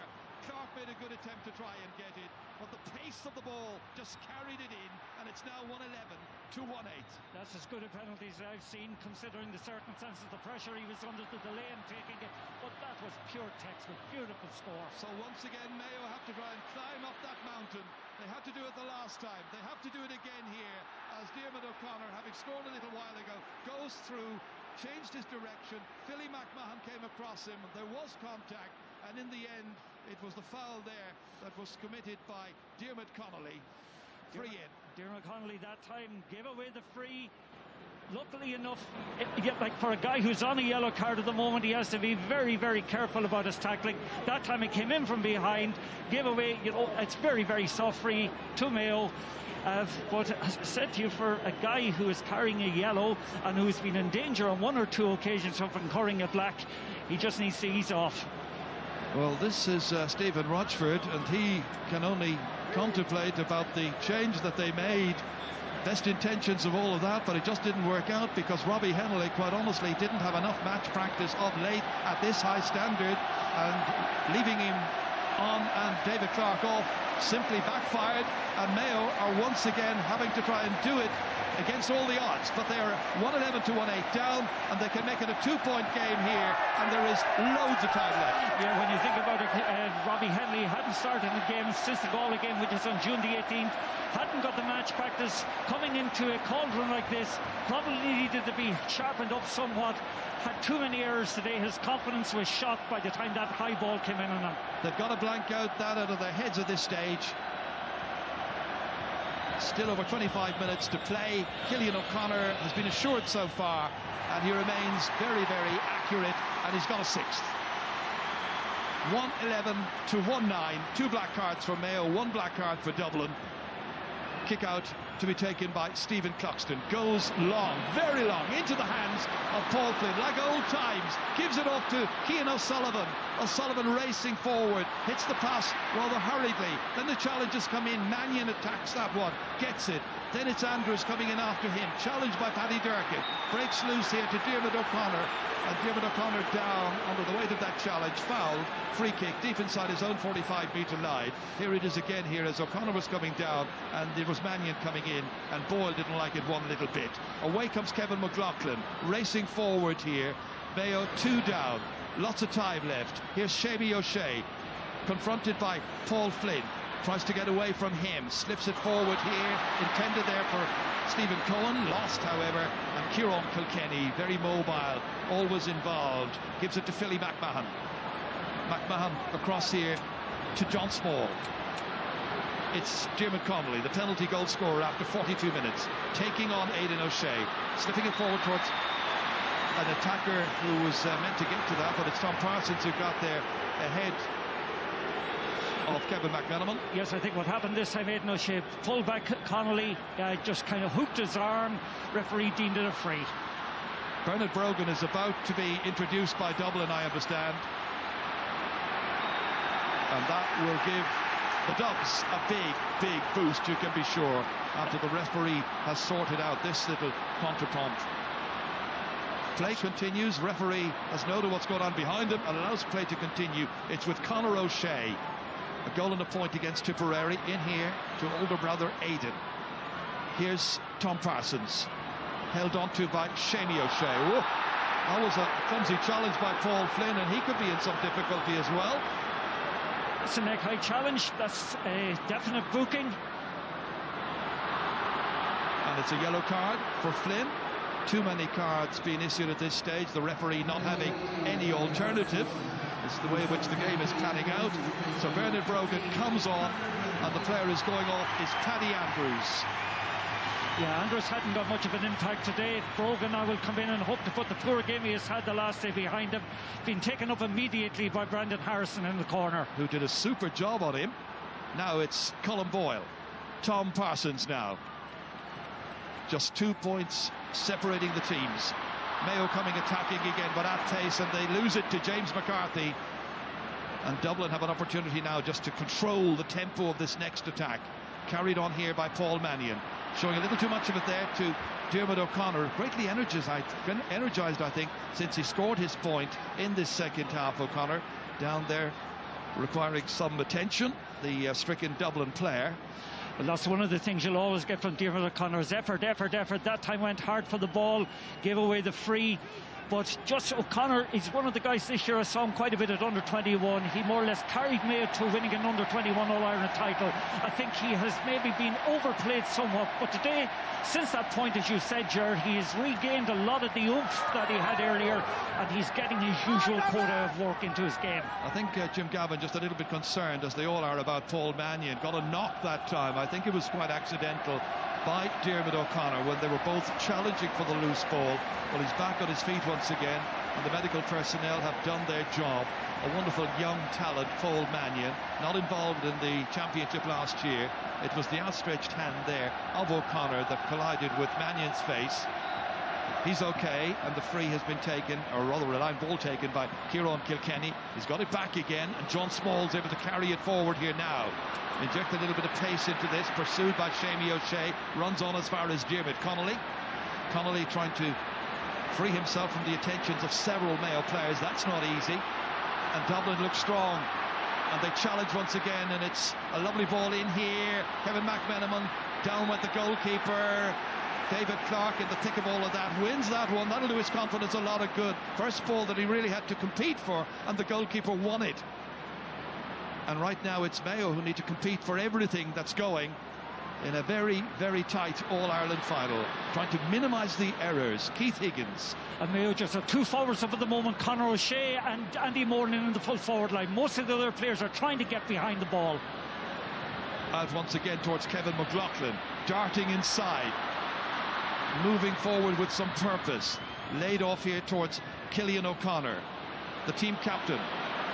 Aidan O'Shea runs into a tackle from James McCarthy. Cillian O'Connor has it back again. Back outside towards his brother. Diarmuid O'Connor trying to get inside 3 Dublin defenders, not easy. Having to try and lay it off quickly if they can retain possession, and it's Cillian O'Connor who got in, beat the Dublin man to it, and then it's lost, and it's Mick Fitzsimons rather, who has been superb. Right at the back there, winning duel after duel. Back as far as Stephen Cluxton. Challenged there by McLaughlin. Almost lost his way, and Cluxton not one bit happy with it. The referee says play on, gave an advantage. He was lucky enough to get away with that in one respect. He had nobody outside to give the ball to. That's a long pass which John Small tries to make his, but loses it to Seamie O'Shea. O'Shea going forward here. Connolly trying to stop him. So too Kevin McManaman. In the end, a combination of bodies tying up the Mayo man. Free kick. Seamie O'Shea's been absolutely wonderful for Mayo today in that destructive role in the half-back line, stopping attacks, getting his body into position. Here's Durkin inside towards Jason Doherty, but again it breaks loose, and Philly McMahon is able to win it, get the ball out, but a wayward kick comes here towards Diarmuid O'Connor. Foul, the referee says play on. They do, down towards Andy Moran. Moran against James McCarthy. His team, a couple of points down, and that ball has been kicked poorly by Moran, and he knows it. And that's their first wide of the second half, their 4th in all, and it stays 111 to 19. We're 15 and a half minutes into the second half. That's a great kick all the way down to the totally unmarked Kevin McManaman. He's got a support player in Connolly to his right if he wants to use it. Couldn't quite get that ball over initially. Cohen was there, but McManaman has it again, still going forward, and again there's a concern among the Dublin fans and among the Mayo supporters as well about a possible penalty there, but immediately the referee waved his hands and said no, spot kick. And away it goes once again, down here towards the substitute, Conor O'Shea, taking on John Small, lays it off as far as Jason Doherty. Into the corner goes Andy Moran. Where he goes, Mick Fitzsimons goes as well. The last ball there doesn't really matter because there was a push, and the referee is going to give a free. But this is that intervention a moment ago there by young Stephen Cohen, and then this here, the challenge again by Brendan Harrison, and the referee had a great good look at it and said no penalty. Yeah, great defending by Brendan Harrison to get back that time. Good defending, but just going back to the far end of the pitch, some wonderful tackling by both defences. Great interceptions in the Dublin side of the pitch. Michael Dara McCauley being prepared to come in to play in his 41st championship match. Yeah, and just one thing we ought to recognise today and comment on are the kickouts from Stephen Cluxton. Most Mayo players are, anticipating short ones from him. He has fooled them on a couple of occasions today with very well directed long kicks. Paul Mannion off, Michael Dara McCauley on. Dublin controlling the tempo of this next attack from deep inside their own half as Philly McMahon, with a leisurely stroll forward, gets it as far as Davy Byrne. Now they will move it forward with a little bit more pace. James McCarthy, challenged here by Diarmuid O'Connor, easily gets past that challenge, rather half-hearted. O'Connor goes again, and in the end that's an important challenge because they managed to win it back, and Cohen was the one who got it initially, and then it's Conor O'Shea, the two substitutes combining. 3 subs used by Mayo in this match. The other, of course, David Clark, who's also come on, the goalkeeper. That's run out of play. Line ball will be to Mayo. A wonderful example again of some of the Mayo tackling that time going through, like James McCarthy ought to have given the ball that moment earlier when he had the overlap coming off his shoulder, but if you delayed your pass you're going to get punished. Jim Gavin must be a bit concerned. It's some 8 minutes now since Dublin last scored. It was the penalty, and that is a beauty. Kevin McLaughlin, his first point from a tight angle, and he's made it 111 to 110. Jinked inside Davy Byrne, and a wonderful shot. He's such a good footballer, such a versatile footballer. He's played sweeper mainly, has to get forward a little bit more if he can, but very accurate off his left foot whenever the opportunity arises. So something like 11 or 12 minutes now since Dublin last managed to score, and that penalty converted by Diarmuid Connolly after 42 minutes. Well, here's the first touch now for Michael Dara McCauley. Able to bring in McCauley and able to bring in Bernard Brogan. Wonderful players to be able to bring off the bench. Will they make the big difference in the end? Back once again towards Michael Macaulay from Philly McMahon, trying to go in here past Tom Parsons. Sniffing it inside towards Bernard Brogan. Here's a chance. He doesn't need the second invitation. Bernard Brogan comes on, scores, they're happy, and now it's a 2-point game once more, 112 to 110. Bernard Brogan announces his arrival. What a contribution by the two substitutes that time. Michael Macaulay, very forceful run, penetrating run, timing of a pass exceptional. Brogan makes up for a lot of the misses he had the last day, and for the quiet game he had the last day, by introducing his arrival with an excellent point. Substitution here for Mayo, one more and for another. It's Andy gone, it's Barry in. So you can expect an aerial bombardment of Barry Moore goes in there, loves a high ball coming in. Maybe he's not comfortable playing at full forward, but you can expect a lot more ball is directed long from midfield now that he is there. Well, they simply have to, Martin, because they got two giants inside there. They got Aidan O'Shea, and now they've got Barry Moore, and there's not much point in having them in there 20 metres out from the Dublin goal unless the ball is bombarded in there. It's a kick out here which works, and Colin Boyle is picked out perfectly by David Clark. Referee says play on. There was a foul by Bernard Brogan. The referee allowed an advantage. The very industrious Conor O'Shea winning this one. Two between them. 20 minutes into the second half, 15 remaining.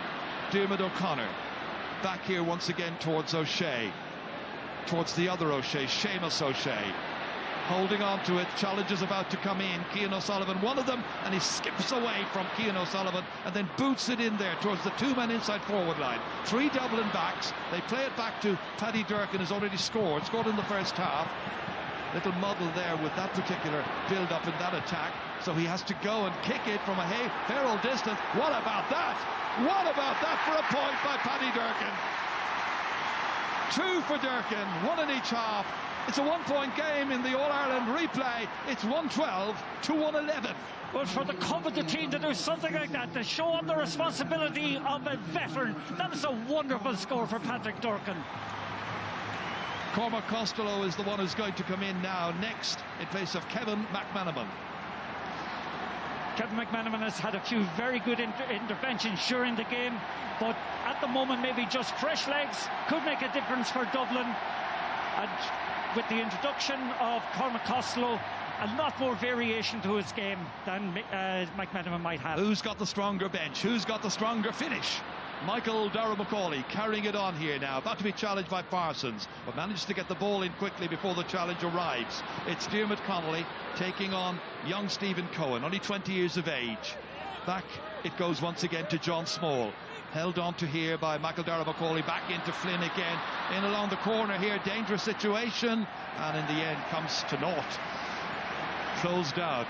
Good defending there as John Small was presenting a real threat. It's not the first time I've said it today about Seamus O'Shea. That time he was the one who tracked back John Small coming forward. He was blamed a little bit the last day out when Brian Fenton got through, uncontested. That time, great anticipation from Seamus O'Shea. Again, the goalkeeper picks out a loose player who came to collect and gather that one. Tom Parsons this time. Then he can fling it out to the other side towards Keith Higgins. Higgins having a look at just who's making the break for him. It is Conor O'Shea running into two tackles. The referee says wrapped around. Dublin unhappy, felt it was disciplined.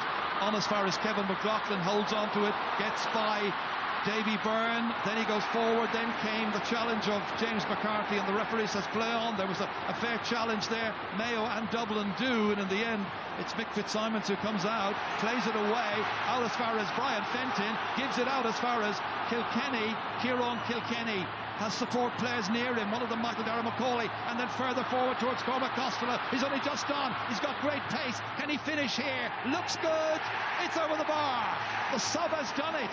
Cormac Costello comes on, scores within about 2 minutes of his arrival onto the park in Croke Park, and it's now 113 to 111. 12 minutes remaining. This was earlier on. Was there a push in the back there? Certainly Mayo felt there was. What a counter-attack though from Dublin. Great use of the hand, great hand passing, great speed of transition. Fabulous score from Dublin. Doherty back as far as Aidan O'Shea. Mayo need a score quickly. Can O'Shea provide it? Not this time. Hasn't scored in the match. It stays at 113 to 111. As you can see, we're in the 59th minute. Quick kick out, all of them accurate, all of them well dispatched, and Dublin taking care of their possession, using every forward opportunity that they have now. Kieran Kilkenny, Colin Boyle, the defender nearest to him. Again to Costello, has just scored, must be feeling confident. Oh, good deception. Oh, what a great shot! He was helped out by one of his colleagues taking two backs with him, and Costello has had 2 shots and 2 points. Is this the vital time when Dublin are going to make their critical break in this final? They make it 111 to 114. Yes, I don't think Mayo have got sorted out at the moment who is going to take up Cormac Costello. A little bit of disorganisation in the back line. Alan Dillon is coming in now to give a little bit of experience to the Mayo attack, and Jason Doherty's been withdrawn. But from a defensive point of view, I think it is actually Colin Boyle who now is taking the responsibility of marking Cormac Costello. Well, it's down to about the last 10 minutes in the second game, and on comes another Dubliner, Eric Lowndes. Didn't play in the last match. He plays in place of John Small.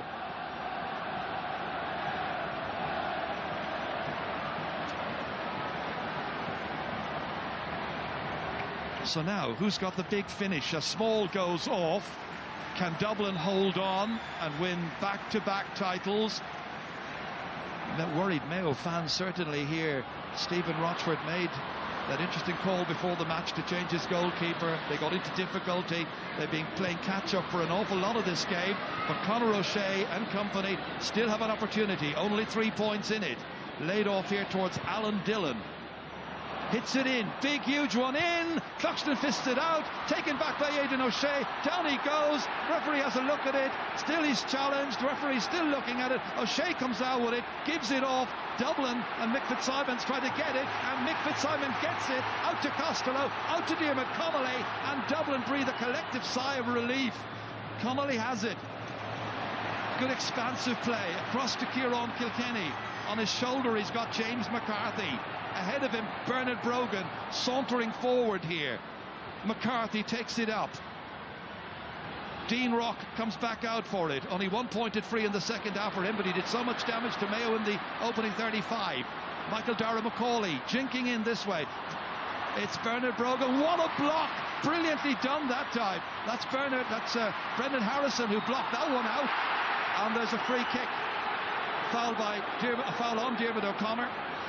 Diarmuid O'Connor all over the pitch at the moment. Wonderful piece of defending that time. Wonderful piece of defending also by Brendan Harrison. And we're again on a great counter-attack from Mayo. They come forward. Now can they finish off this attack with Tom Parsons going forward? Challenge there by Kilkenny. Down went Parsons. Edge of the 20-metre line. Free in, no question about that. So a chance to make it a 2-point game once again, and a very dangerous lead, as we all know, only too terribly well. One of the things that surprised me so much here is the fact that we haven't had the long ball in yet to Aidan O'Shea and to Barry Moore. That time Aidan O'Shea finds it very difficult sometimes to get it free. I thought he was fouled momentarily just before he went into the large square there. May have got a free in. Well, the referees had calls to make. It's Kieran Kilkenny who's got the yellow card there. The referee made calls in the last 10 minutes in both squares and decided there were no penalties. There was a call earlier on which he had to make at the other end, and this time down here all eyes now on Cillian O'Connor to finish this one, to get his 7th point of this All-Ireland final. They've all been from frees. They've all been from frees, but he's been unerringly accurate that time as Parsons was coming through. Well and truly found by Kieran Kilkenny. And remember, Kieran Kilkenny is on a yellow card. The kick out is long. It's brilliantly done again into the hands of Michael Dara McCauley. What a contrast between the two goalkeepers kicking that ball out so accurately, and Dublin can immediately go into the offensive, and there's no hanging around when they're in that kind of irresistible mood. It's Bernard Brogan. Back once more it comes through Brian Fenton. Back it comes again to Eric Lowndes, his first touch. Gets it as far as the recently yellow-carded Kieran Kilkenny, and the referee blows his whistle, gives the free to Dublin. Some of Aidan O'Shea's tackling has been absolutely superb today. That time flicked the ball away expertly, but unfortunately following up that, there's a free, and a simple enough free for Dublin. And Mayo at times today have been guilty of giving away frees that were very, very much preventable. Well, it's very much advantage Dublin at this stage in the game, and they go short this time. Brian Fenton holds on to it. Dean Rock fisting it in here as an opportunity for Michael Darragh-Macaulay to pick out a colleague, looking for Diarmuid Connolly. It's a poor pass straight to Parsons, then to McLaughlin, and now the counter-offensive can involve Colin Boyle and the rest of them. They need to make the next attack count. As you can see, nearly 64 minutes in, 6 to go. Paddy Durkin, his team, 2 points behind. That high ball in, breaks back towards Cillian O'Connor, supported here. And that support play involving Alan Dillon, surrounded by the Dublin swarm, and the referee in the end I think is going to throw the ball up because it wasn't coming out cleanly. That's very aptly described, calling it a swarm, because Dublin defence very quick to gather in on the ball carrier that time, and ref cannot make it up to his mind as to where the advantage lay or didn't lie, so throws the ball up between two of them. At 114 to 112. Two big tall men, two men down on the sideline as well there, Stephen Rochford and Sean Carey. And this in the end results in a foul and another free, and a free to Mayo. Well, I think what happened here, actually a third man came in to actually contest the ball. It is a throw up between two men. An extra Dublin player came into it, and as a consequence the free is given away. So for the technical violation, it's Cillian O'Connor once again to try and put this one over the bar. Last year, you may remember, in a drawn semi-final, they were some 7 points down with 9 minutes to go. They were 3 points down, you may remember, close to the end of the 70, just 2 weeks ago. And now they'll be just one behind if this goes over. From a central enough position, a confident kick and a confident kicker. He's got 8. Well, he's a guy, he's captain of the team, he shows fantastic leadership. All through the game he has been responsible for keeping his calm, keeping his poise, and nailing those opportunities when they have come. Now who do you think is going to win the All-Ireland? 5 minutes to go. You never know. We had some 7, 8, 9 minutes of stoppage time the last time. Mayo win it. Seamie O'Shea goes forward. He was pulled back by Brian Fenton. He looks at the official. He says that was pretty deliberate, wasn't it? Shake at the head there by Seamie, the 29-year-old from Brayfee. That was deliberate, just pulled back as he went through that time. Seamie O'Shea got forward, you know, from the position that he's been playing in all day around the half-back line, and driving the players forward, showing wonderful example. Aidan O'Shea's going to take this to his brother. The O'Sheas combine. Now, how will this finish? Throws the shoulder to try and go by. Gives it out to Kevin McLaughlin, who got a beauty earlier on. Well, it's the other O'Shea who's having a go at it. But it's gathered in brilliantly by Stephen Cluxton as Conor O'Shea's effort fell somewhat short. James McCarthy back out here, out towards Eric Lowndes. Should be feeling fresh and ready for the challenge. Here's Davy Byrne. Carries it on. Every attack so vital now. Great move forward here by young Davy Byrne. Into the centre here as far as Brian Fenton. 45 metres out from the Mayo goal in the All-Ireland final replay. It's Fenton, still Fenton. Slipping as he was going there, losing his way, then having the presence of mind to get it back to Paul Flynn, who kicks it high up into the air and hopes it goes over the bar. And the referee has seen a ball touched on the ground anyway, so it's going to be a free against Dublin. Yeah, Paul Flynn that time picked the ball up the ground.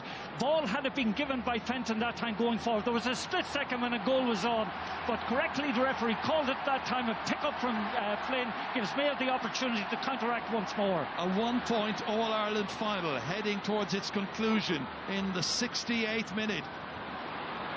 Higgins down here as far as McLaughlin from Mayo, who haven't tasted success for over 6.5 decades in the All-Ireland Championship. Dublin looking for back-to-back successes. Aidan O'Shea. Out there against him is Davy Byrne. Plays it back once again towards Tom Parsons. McLaughlin. They're being measured in their approach, Mayo. Dublin have a lot of bodies back. McLaughlin kicks it against Fitzsimons, who's been superb, I think, back there all day long. Got the call to come in and start the match in place of Davy Byrne. Davy's been in since Johnny Cooper was black-carded. Mayo go once again. Colin Boyle once more. Fisting it in here as far as Cillian O'Connor. Keeps it going. Boyle again. Scored against Tipperary. Great point that day. Goes down. The referee very close to the action. Sees no foul. Says play on. They do. And it comes back out as far as Diarmuid Connolly for Dublin. Fisting it forward here towards Paul Flynn. Tries to play it back to the safe hands of Davy Byrne. We're in the 69th minute. Dublin by the minimum. On they go again. Brian Fenton. Swept out here as far as Cormac Costello. Got those 2 marvellous points immediately after coming on. Taking on Seamie O'Shea. The next score is going to be critical, I think, in this match now. Kieran Kilkenny. Again, back it goes, all the way back towards the midfielder who came on, Michael Dara-McCauley. Booting it across to James McCarthy. They're taking their time about it. They're frustrating Mayo. They're trying to work their way in for the perfect shot and the perfect score, and that's not it. It was by James McCarthy. It's still a 1-point game. We're in the 70th minute. Yeah, they look to have done everything right that time in their terms of their approach. But McCarthy that time got the ball on his weaker foot and attempted from an easy enough angle. That's a bad miss. Durkin to Parsons. On to Colin Boyle. We're waiting to see how much time will be added on. We should know that pretty soon. There's a push some people in Mayo felt, but the referee didn't agree. And it's Mick Fitzsimons again, back there. Always so very much in control. Helped out by Davy Byrne. There's going to be 6 minutes of added time. There's work to do for Dublin still to hold on to their 1-point lead. And there's encouragement for Mayo that there may be still enough time to win the All-Ireland final. Can they do it? Can Mayo or Dublin, whichever one of them, resolve it in normal time and prevent it going to extra time? Once again, it's carried forward here and slowed down just for a moment by Eric Lowndes. Held on to by Brian Fenton. Back out as far as Bernard Brogan. Brogan again cutting inside with Michael Dara-McCauley, suddenly finding himself in the clear, throwing the shoulder, running into challenges, too many challenges, but it spills loose outside here. Once again it's Costello, and he was falling down as he was kicking that one. He's put it over the bar. Brilliantly done by Cormac Costello. Superb play there. He's made a wonderful impact altogether. Got a lovely enough break that time. Ball kind of fly kick over to him by, I think it was McCauley. But got his 3rd point, I think, since he's come in. And a change is going to be made by Dublin, first of all. And the number 21, Darren Daly, comes on. And the player going off is going to be Cian O'Sullivan. Yeah, that's a surprise move in a way. Like Cian O'Sullivan has been the anchor of the defence up to now, and in every game, in fact, that Dublin have played, and you would have think that this experience was very important over the last 4 or 5 minutes or so. Well, Mayo will be thinking they've done it before in adversity. Can they do it again? Dublin know all about that and will want to just hang on at this stage and make their attacks count. And when that sloppy pass goes astray, they're able to seize on it immediately and begin the next attack. And Brian Fenton orchestrating everything from the middle of the park, gives it out as far as Dean Rock. Dublin, are they on their way to retaining the crown they won last year? Another score might well seal it for them. As it is, they're looking pretty good, and we've played 2 minutes of the 6 minutes of added time. Diarmuid Connolly goes forward, then changes his mind and decides, let's play safe, give it back as far as James McCarthy. Is it to be another frustrating day in the final for Mayo? James McCarthy forward again towards Cormac Costello. What a match, what a substitution he has been. Drops short this time, out comes David Clark, did enough to get a hand on that, gave it into another substitute, Chris Barrett, who's just come in the last couple of minutes, and a goal will still win it for Mayo, and the fans will be clinging to that hope. There's still time. As you can see, we've still got 3 minutes of added time still to play. Paddy Durkin looks up, gives it as far as Diarmuid O'Connor, then back as far as Tom Parsons. They've got to make a move on, and they've got to make this attack count. Inside towards Conor O'Shea. 2 against 3, not counting the goalkeeper. Down went one of the attackers in there, and that was Barry Moran, and the referee says he was pushed. Free in, chance to make it a 1-point game. Yeah, Barry Moran, 50-50 ball coming in that time. He gets the free in. Probably Dublin will feel aggrieved that was a soft enough free to have conceded, but it gives Cillian O'Connor an opportunity once more to put the ball over the bar. And Dublin, it must be said, have gone very negative, very, very much into the possession-keeping game over the last couple of moments, Ger. 9 for him. But they've been conceding at the other end, and in particular giving away scores, 3 in the second half, to substitute Cormac Costello, who's been immense. The fans for Mayo have been immense all through the years, willing their team and their manager on to success. 2 minutes to go of the added time. Dublin just need to be careful, and they need to be disciplined, and they need to just remain composed. I just think they're being too careful at the moment. They got too much into negative mode, into defensive mode. If they had attacked a little bit more on a couple of occasions there, I think they might have got a score or two more. But they're inviting Mayo onto them. And Mayo retreat, and Michael Darragh-McCauley comes on, and there's a gap, and they play it beautifully forward, and it's Fitzsimons. Had a chance to score himself. Bernard Brogan partly blocked. It comes out to Keith Higgins. Jersey pulled. Referee says play on. Higgins looks to give it back to the security of David Clark, his goalkeeper. And now as far as Aidan O'Shea, look at the clock. We're in the 75th minute. There's about 90 seconds to play. It's 1:15 to 1:14 in the All-Ireland final replay. Coming to you live from Croke Park in Dublin. Back out as far as Paddy Durkin. Durkin holds on to a challenge. Mayo looking for a scoring opportunity. The referee has given an advantage. Now he's blown his whistle because there was no advantage. And for tugging, he's given the free in to Mayo. It's a difficult one for Cillian O'Connor. It's a fair old distance out. You know, it's 35 to 40 metres out, kicking in towards the hill to try and level the game and to try and maybe take it to extra time. Well, if there's any one player on the field I would give a ball to in the last moment to fight to get the equalising score, it is to Cillian O'Connor. I give it. This is it from his right side, but by God, the pressure on him is simply immense. They gave away 2 OGs last week. They've given away 4 points of a start and a penalty needlessly this time. They keep on coming back. This is high, but it's going left, and it's gone wide, and it's the cheering you're hearing up on Hill 16. The voices of the Dublin fans with 15 seconds remaining of the 6 minutes of added time, and it's looking like Dublin as Stephen Cluxton kicks this one out. 1:15 to 1:14. The catch important, taken here by Kilkenny. Back into Michael Darragh-McCauley. Back again.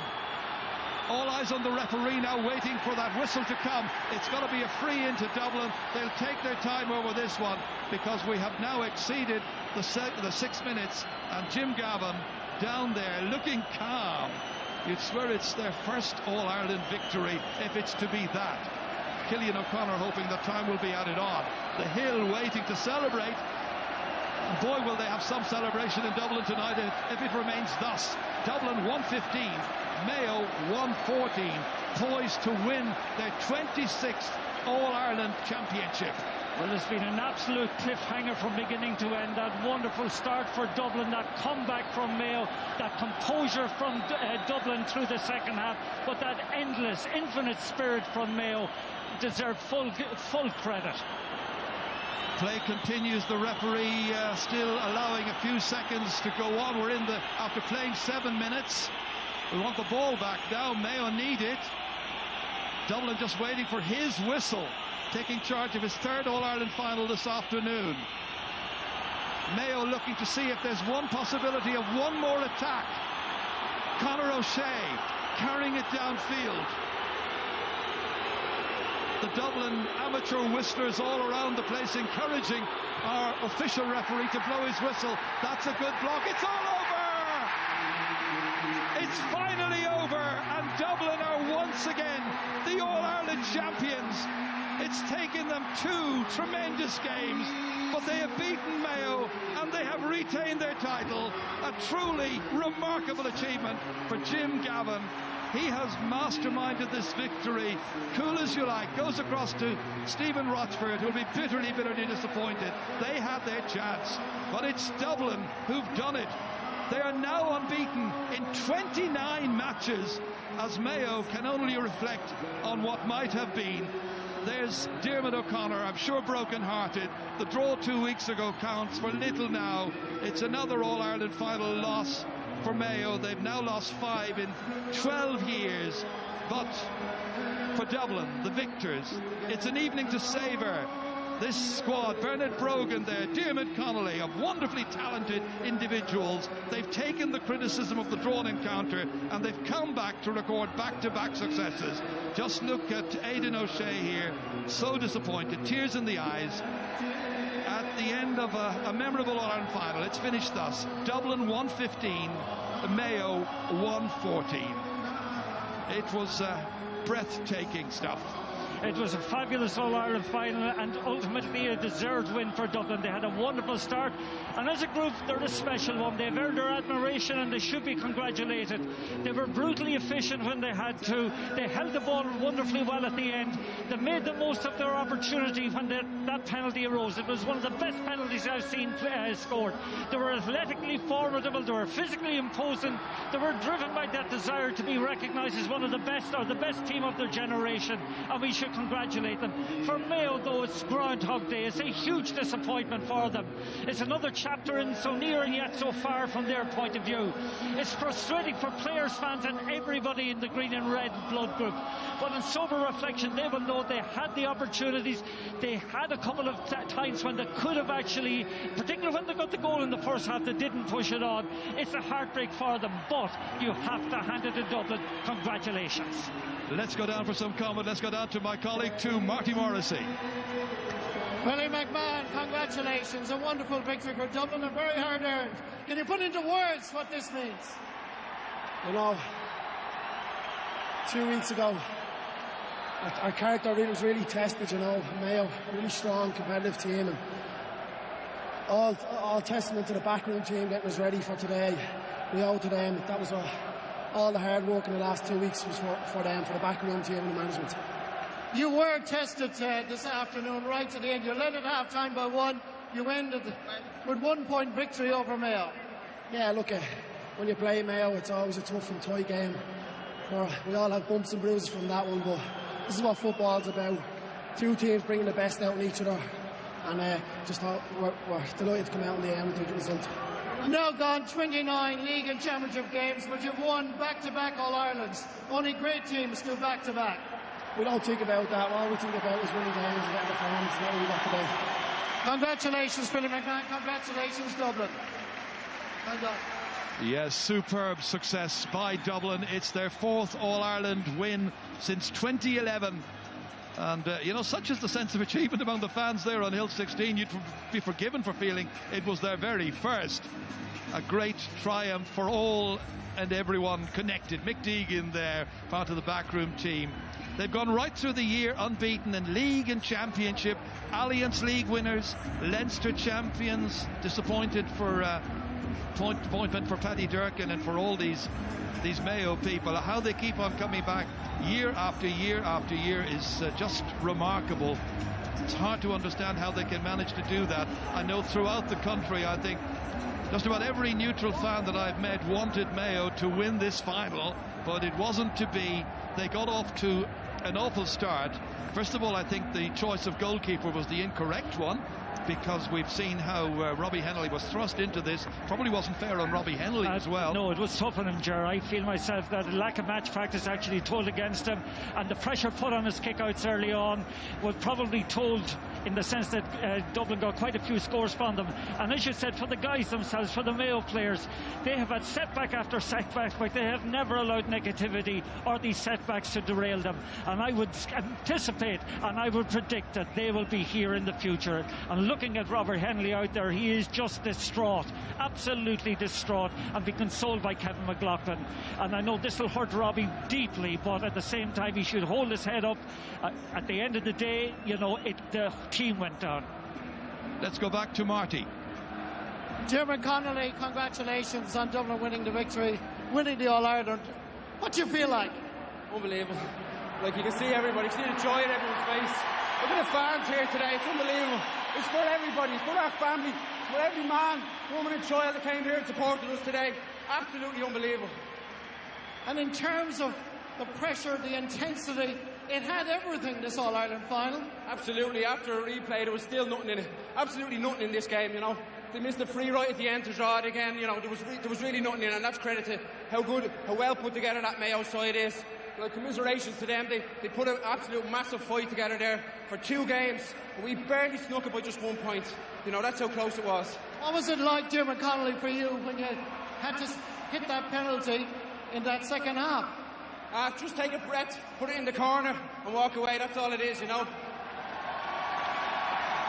Easier said than done to do back-to-back for this squad. I know there's a great spirit of camaraderie within the team and within the panel, but for to do back-to-back, it certainly proves a point that you are one of the best teams. Absolutely. We're not here to prove a point. Every game, every match as it comes, you know, and every year as it comes, we weren't going to defend this Sam Maguire. We were going to attack it and try and win it. I said that about 2 months ago, and that's what we went after. Dermot Connolly, congratulations on winning the All-Ireland. It's a lovely interview, really good interview. Great to hear Dermot talk so passionately there. And there's Dennis Bastick and Child. And everybody and anybody played their part. We've got to mention Cormac Costello, I think, as well, who scored Dublin's last 3 points for Jim Gavin's team. Jim brought him on, knew he had an awful lot to contribute, and each and every one of those scores was dynamic, wasn't it? Oh, very much so, and the timing of them was so important as well, Ger, when he did come on. And just his calmness, like that second last, you know, when he put a 115 to 113 up late in the game, that was such an important score. And, you know, he got, in fact, 2 or 3 of their last 4 scores. Well, the presentation of the cup is about to take place, and we're listening to Uachtaráin Cumann, Luke Laswell in the background.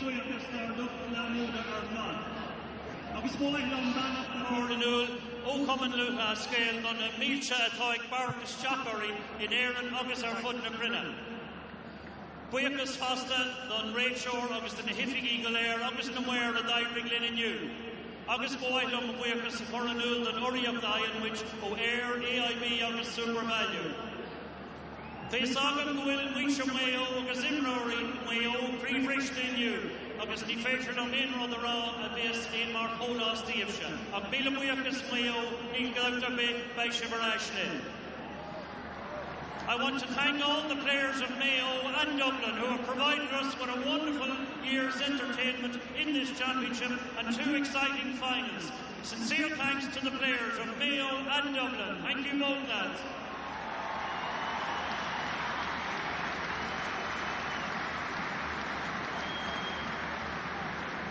But in this year of commemoration, the Sam Maguire Cup is remaining for the 2nd time in our capital city of Dublin.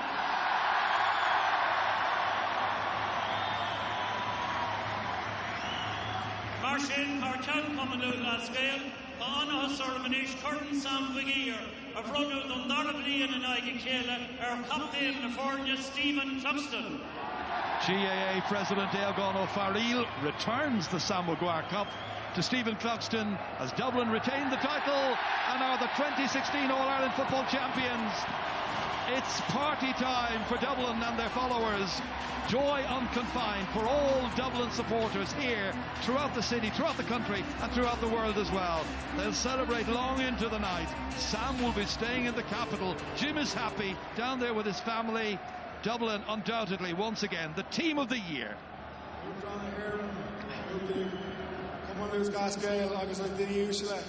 I'm delighted to accept this on behalf of the Dublin senior football team.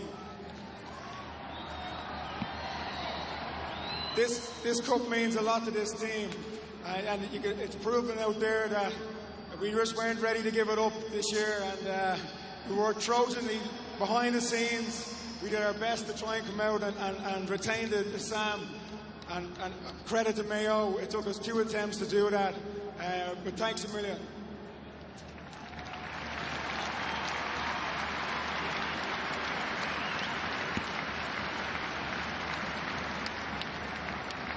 I'd like to thank our main sponsors, AIG, sponsorship of Dublin GAA, and all our other partners who support us.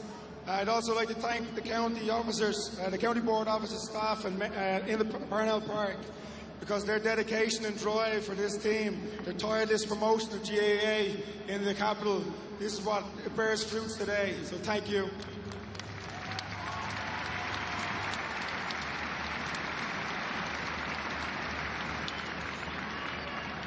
We have a large backroom team There's no point in me going through them all. They all know who they are and what they've put into this. They've put in just as much, if not more, than the players themselves. And I'd like to thank Jim, the management and the backroom team for their leadership and guidance this year.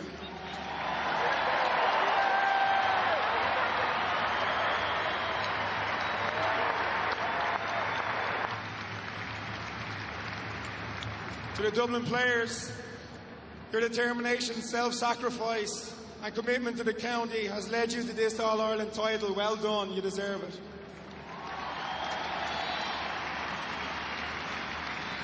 To our families, I'd like to thank you for the unwavering support, encouragement and loyalty that you've shown all of us throughout the year. Without your backing, your selflessness,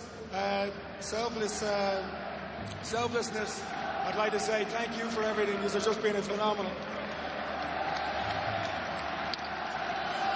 And to the supporters, you travel the county with us, travel the country, and you don't give up. Your constant support has led us here today. Thank you, Guramalko. Thank you. Stephen Cluxton thanking everyone and anyone. And they will have quite a party, I'm certain. Dennis Bastick going up, Philly McMahon there as well. Did he give 3 cheers for Mayo? No, I don't think so, but I expected, actually, just looking at Dennis Bastick, I thought he might have got a run today. I didn't hear 3 cheers for Mayo, but Mayo deserve a huge credit for the actual effort and for the way they contested this final. They were superb in defeat, and I know they won't like to hear that, but they left everything out on the pitch. But it's about the victors tonight, and it's about this Dublin team who will now be going for 3 in a row next year. But I think they always had it at the back of their minds. They wanted to show that they could do back-to-back titles, and my goodness, have they done it. And they had to do it the hard way here. What a wonderful squad of players. And that's Kevin McManaman. Didn't have to come on and do the super sub this time around, as he's had so often in the past. Cian O'Sullivan, and of course the man we were listening to a little while ago, Diarmuid Connolly. Yes, and just looking out in the pitch actually at the moment, I'm just looking at Keith Higgins. He's been in so many All-Irelands for Mayo at the moment, last man to leave the pitch. And Bernard Brogan, again, just look at his contribution today. Cormac Costello and Brogan, the subs that Jim Gavin brought in today were absolutely superb. But Keith Higgins there, distraught, last man to leave, wondering probably will this be the last time he'll actually appear in an All-Ireland final. Meanwhile, the Dubs lift, Sam, and they will enjoy lifting it. There's Mick Savage, who is the substitute goalkeeper. And Brian Fenton, superb the last day. Very, very influential again this time. Kieran Kilkenny and the fans cheering each and every one of the players. There's young Cormac Costello, 22 years of age, came on, got 3 points. Paul Mannion started the match. Yeah, Mannion played very well in terms of getting on the ball. Sometimes can be a little bit out of ball when he gets, confined to his left foot, but certainly made a fine contribution. Martin, thank you very much indeed. They're going to enjoy themselves. Michael, hope you have as well. Ger Canning, Martin Carney in the commentary box, of course. Yes, Ger, we most certainly did enjoy it, and I suppose the first thing to do at this point in the programme is to pay compliments to both teams. 2 incredible matches over the last fortnight.